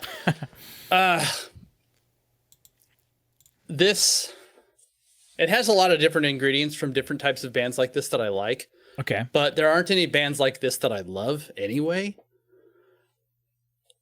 So this isn't gonna like, I'll probably never listen to this album again. So Yeah. like it's fine. I've heard worse things, but it doesn't do anything for me at all. It doesn't have any of that groove. Every time it seems like it's going to get catchy, it just doesn't want to fully get there. Mm-hmm. And it makes me wonder what I am supposed to be paying attention to. Okay. Like, what about this? What's the point? What is like, and I know, I don't like stating it that way because, the point is to have something created by a certain people that made what they want to make. And then you like it or you don't. But it's like, if I don't know, there's just a lot of different, feelings that I get from music, and this isn't giving me any of them. So it feels a little bit empty, I guess. Yeah. I don't necessarily agree with that, but the thing that I keep coming back to is like, why would I choose to listen to this over the type of metal that I already like? you know, which is not necessarily what they're aiming for. Like, I could see someone that loves Metallica not wanting to listen, or this just, you say it all the time, Chris. Why would I listen to this when I can just listen to Metallica? Do Metallica, you know? Absolutely. Now, to on that point, there's more to this. I feel that I do like that Metallica doesn't do. Like, this was faster and this was heavier than Metallica gets. Yeah. And like Metallica rarely does like double bass stuff or anything like that ever, double kick. And I did that kind of stuff. I liked I was shocked when I listened to Ride the Lightning, I think is the last Metallica album that has like harmonized guitar solos on it. It does not exist in their catalog after a certain point at all. And so that's not something I associate with Metallica, but I do associate it with things like Soilwork and In Flames and that kind of thing. And this has that a lot. And so I enjoy that kind of thing. The soloing, for me, this is not my style of soloing that really catches me. I like bands like to me, when I think of guitar solos, I think of Children of Bodom, which is a little unfair because their band is basically guitar solos. Like, I like the entirety of Children of Bodom, and it's very different than this. But like the way that Alexi, who's the guitar player for Children of Bodom, Chris, the way that he soloed was this like really loose, fun, like way. Whereas here, I feel like when it's solo time, it's like hunker down and like. Yes. You know what I mean? Like it's not fun, right? It's wow, look how fast I'm playing. Now, I'm not saying that they're projecting this air of like superiority or I do think what they're doing was fun in their own way, but for me personally, I don't think there's a single Kirk Hammett solo that I enjoy. Like, I think he's like my least favorite lead guitar player of all time. And I think if he wasn't in Metallica, I legitimately think Metallica would be a better band. And we can save all that conversation for when we talk about Metallica. But however, with this, I'm not here to disagree with that. Right. But we'll get to that. Whatever. That's fine. But like with this, the solos are just to be like, ooh, impressive. There were very few moments where they were doing the solos sections all felt kind of similar throughout every song. And I wish that they would have done different styles of guitar riffs behind the solos. That would have really helped some of those sections stand out to me.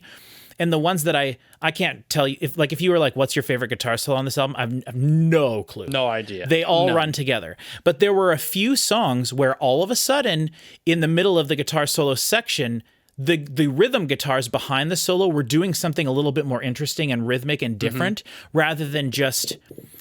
But at the same time, that's not what they're going for, right? They're going for the tried and true, like it gets to the guitar solo section, and so you basically just play simple chords, like the probably the chords from the chorus or similar chords in a similar pattern, and then you just solo over the top of it, which is a tried and true method of making rock music throughout history.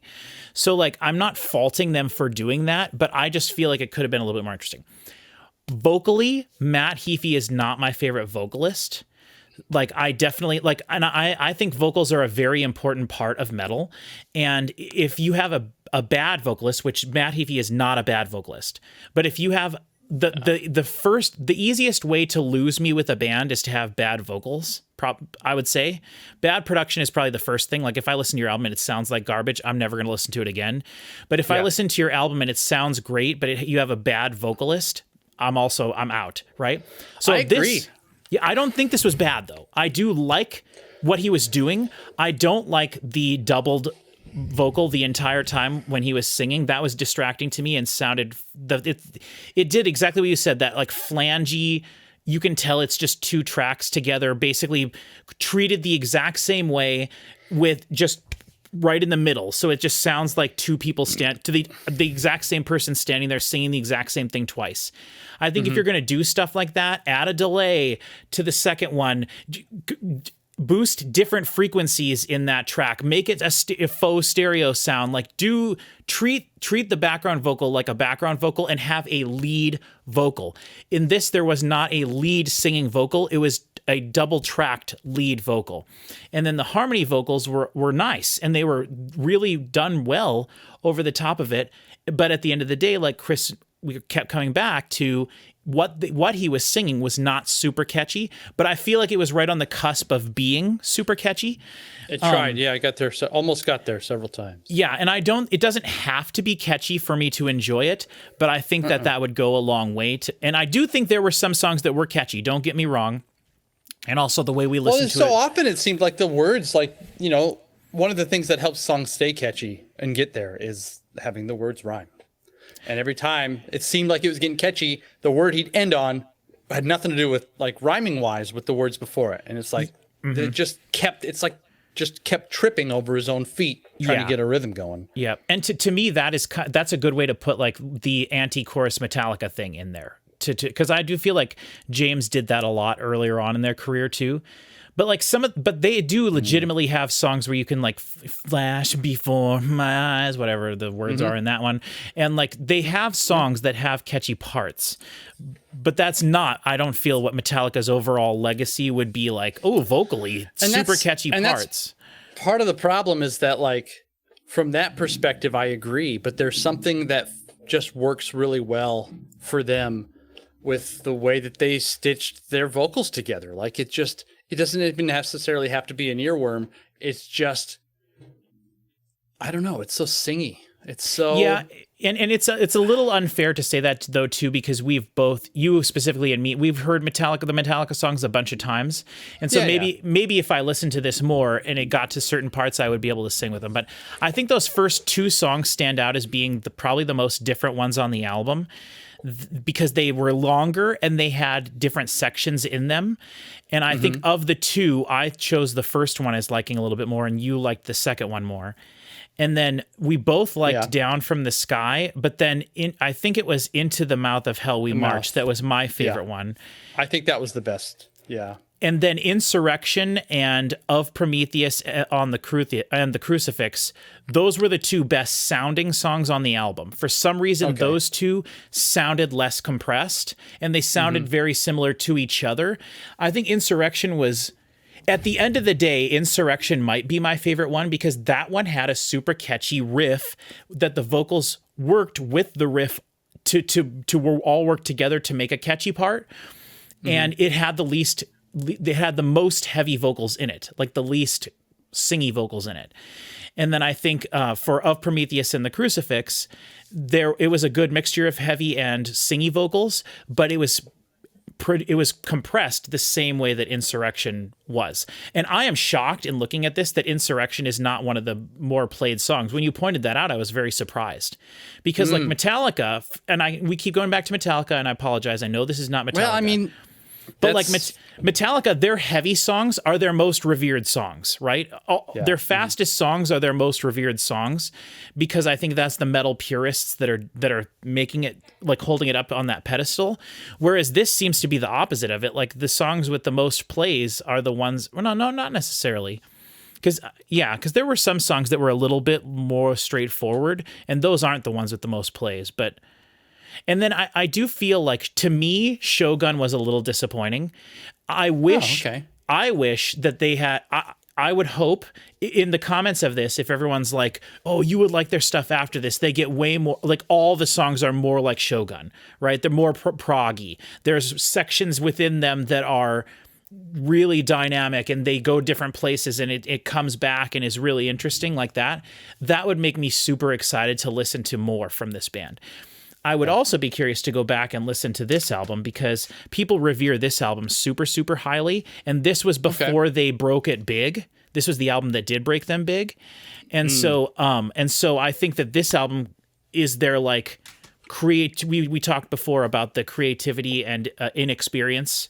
And when you get to be a certain level of band, and then people's expectations of you and having the machine pushing you and all that stuff, this album, I don't think, was that.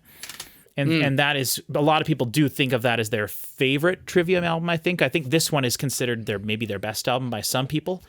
But I would be more curious to hear their more recent stuff and see if they do incorporate any electronic elements, and maybe not, that's fine. But a little bit more of the prog elements in this, I think, would make it stand out for me more. And then bass, basically non-existent. Not that it wasn't existent on the album, but like there was at no point during any song except for that first one when they had that weird bass, or the second song when they had that weird bass thing where you were like, it was anesthesia. Yeah. Other than that, there was literally no point in this album where the bass really had any meaning to it whatsoever, which is fine. That's how most metal albums are. The drums, I have to say this. The tom drums felt weird to me the entire time. They felt very attacky and not very, like there was much of a trail or like which that tail, like, yeah, just sort of like the length of the length of a tom note, you know? So to me, there were moments where I specifically pointed out at the beginning of the album, there were moments where it felt strange that he was playing the toms so much during that section of the song. But the drummer clearly felt like he was awesome. So like, I think the drum performance was really cool. I do think the drums could have sounded better. I think it would have been benefited from having a big, thicker kick on this. And the snare drum at times felt overpowering to me. But given the fact that this sounds so much like the drums were just recorded drums without any of that modern production stuff thrown over the top of it, it is pretty impressive that on some of the songs it sounded so nice. On some of the tracks, you could barely even tell the kick drum was in there at all. So that's very surprising. That's true. So... yeah, and at one point we mentioned how similar all the songs sounded to each other, but then the further in we got, the differences are there. There's the production differences. Yeah, which is a bit disappointing, and I don't know how that happens, but it happens a lot. It does happen a lot.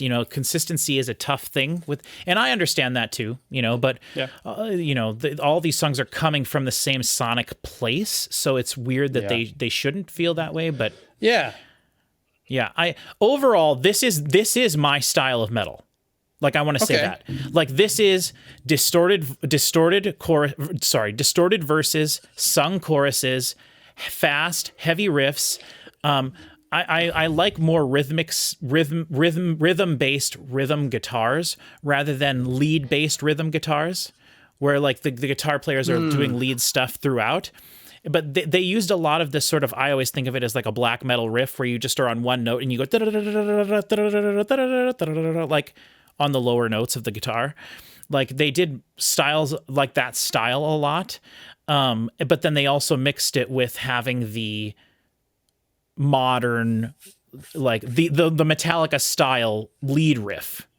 Lead rhythm riff type thing. So there's a lot of things going on. And I feel like this band was, the thing I'm most curious about is this band way better now than they were at this point? That's the thing I would be really curious to hear. So let us know in the comments if this is your favorite Trivium album. And then based on all the stuff we were saying, let us know if we should listen to more, or recommend other bands to us that we should do like this, if you think that we should, based on what we were saying. So yeah, because we're definitely going to do Avenged Sevenfold is the next thing I want you and I to focus on specifically, Chris. I'm willing to that. Along with doing, the Metallica and some of the other stuff. And I also have to say, unrelated to this, I have been working so hard on the electronic video that I want you and me and Cody to do. It's going to be such a good video, I think. My only problem is I have so much music in the playlist that I've created for it that I've gone through and taken so much stuff out. Electronic music has to be the genre of music with the longest songs in it. Like, every freaking song that I wanted to add to this thing is like 5-6+ minutes long. It's crazy. And we can't listen to 2 hours of music. We have to keep it to the length of an album, essentially. And so, but that's going to be such a fun video. So stick around on the channel if that sounds interesting to you. We've got a lot of stuff coming out, a lot of stuff that we've got planned.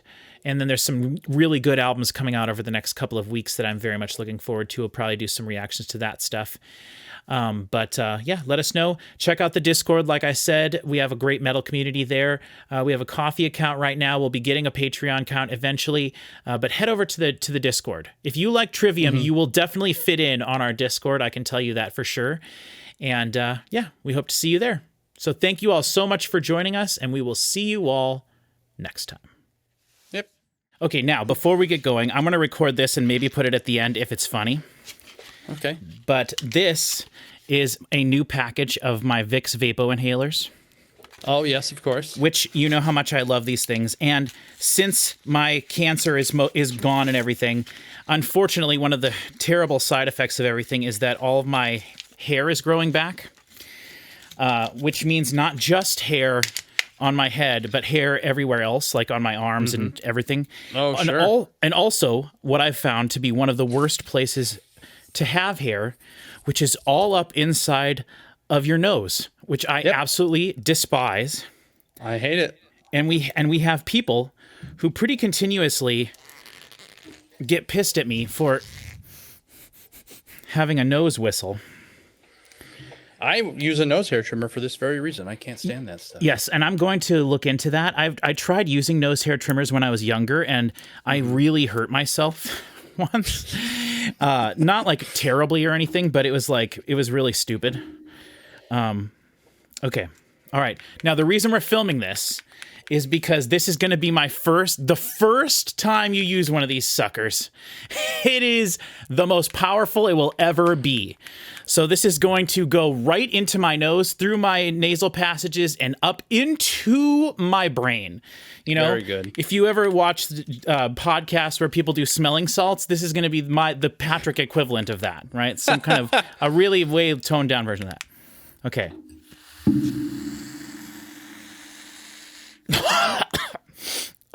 Okay. Good Lord. Nasal spray killed my grandpa, so chill out. You know, that would not surprise me at all. Oh, my God. My whole body is frozen now. Oh, I can feel it going. Seems pretty legit. I can feel it going up. Okay, and then I'm going to open my pop too, just because that doesn't really need to be in the video, even though we over the years, we've cut things out of the videos that, used to be super important to me. That's fine. I want to get to stuff first. I don't recall anybody telling you that you can't do that stupid thing no one cares about. Like, I know, but the thing is, we're getting close to 10,000 subscribers, and Cool. so I don't want to scare people away with this. So, while Chris is gone, I have to say my nose is on fire. My whole face is like burning. I feel like ice is just dripping out my nose because 20 minutes ago I did that Vicks Vapo inhaler, and oh my gosh, I feel like if I blew my nose, it would start on fire. what do they call the YouTube stuff where people just eat like giant buckets of food? It's like a type of YouTube video. Yes, you're right. I don't know what it is though. I was just thinking like, I don't know. I get this idea of like, I get this I start having this same food every time we record, and then it turns into a mukbang or whatever. Yeah, Video series. Yeah.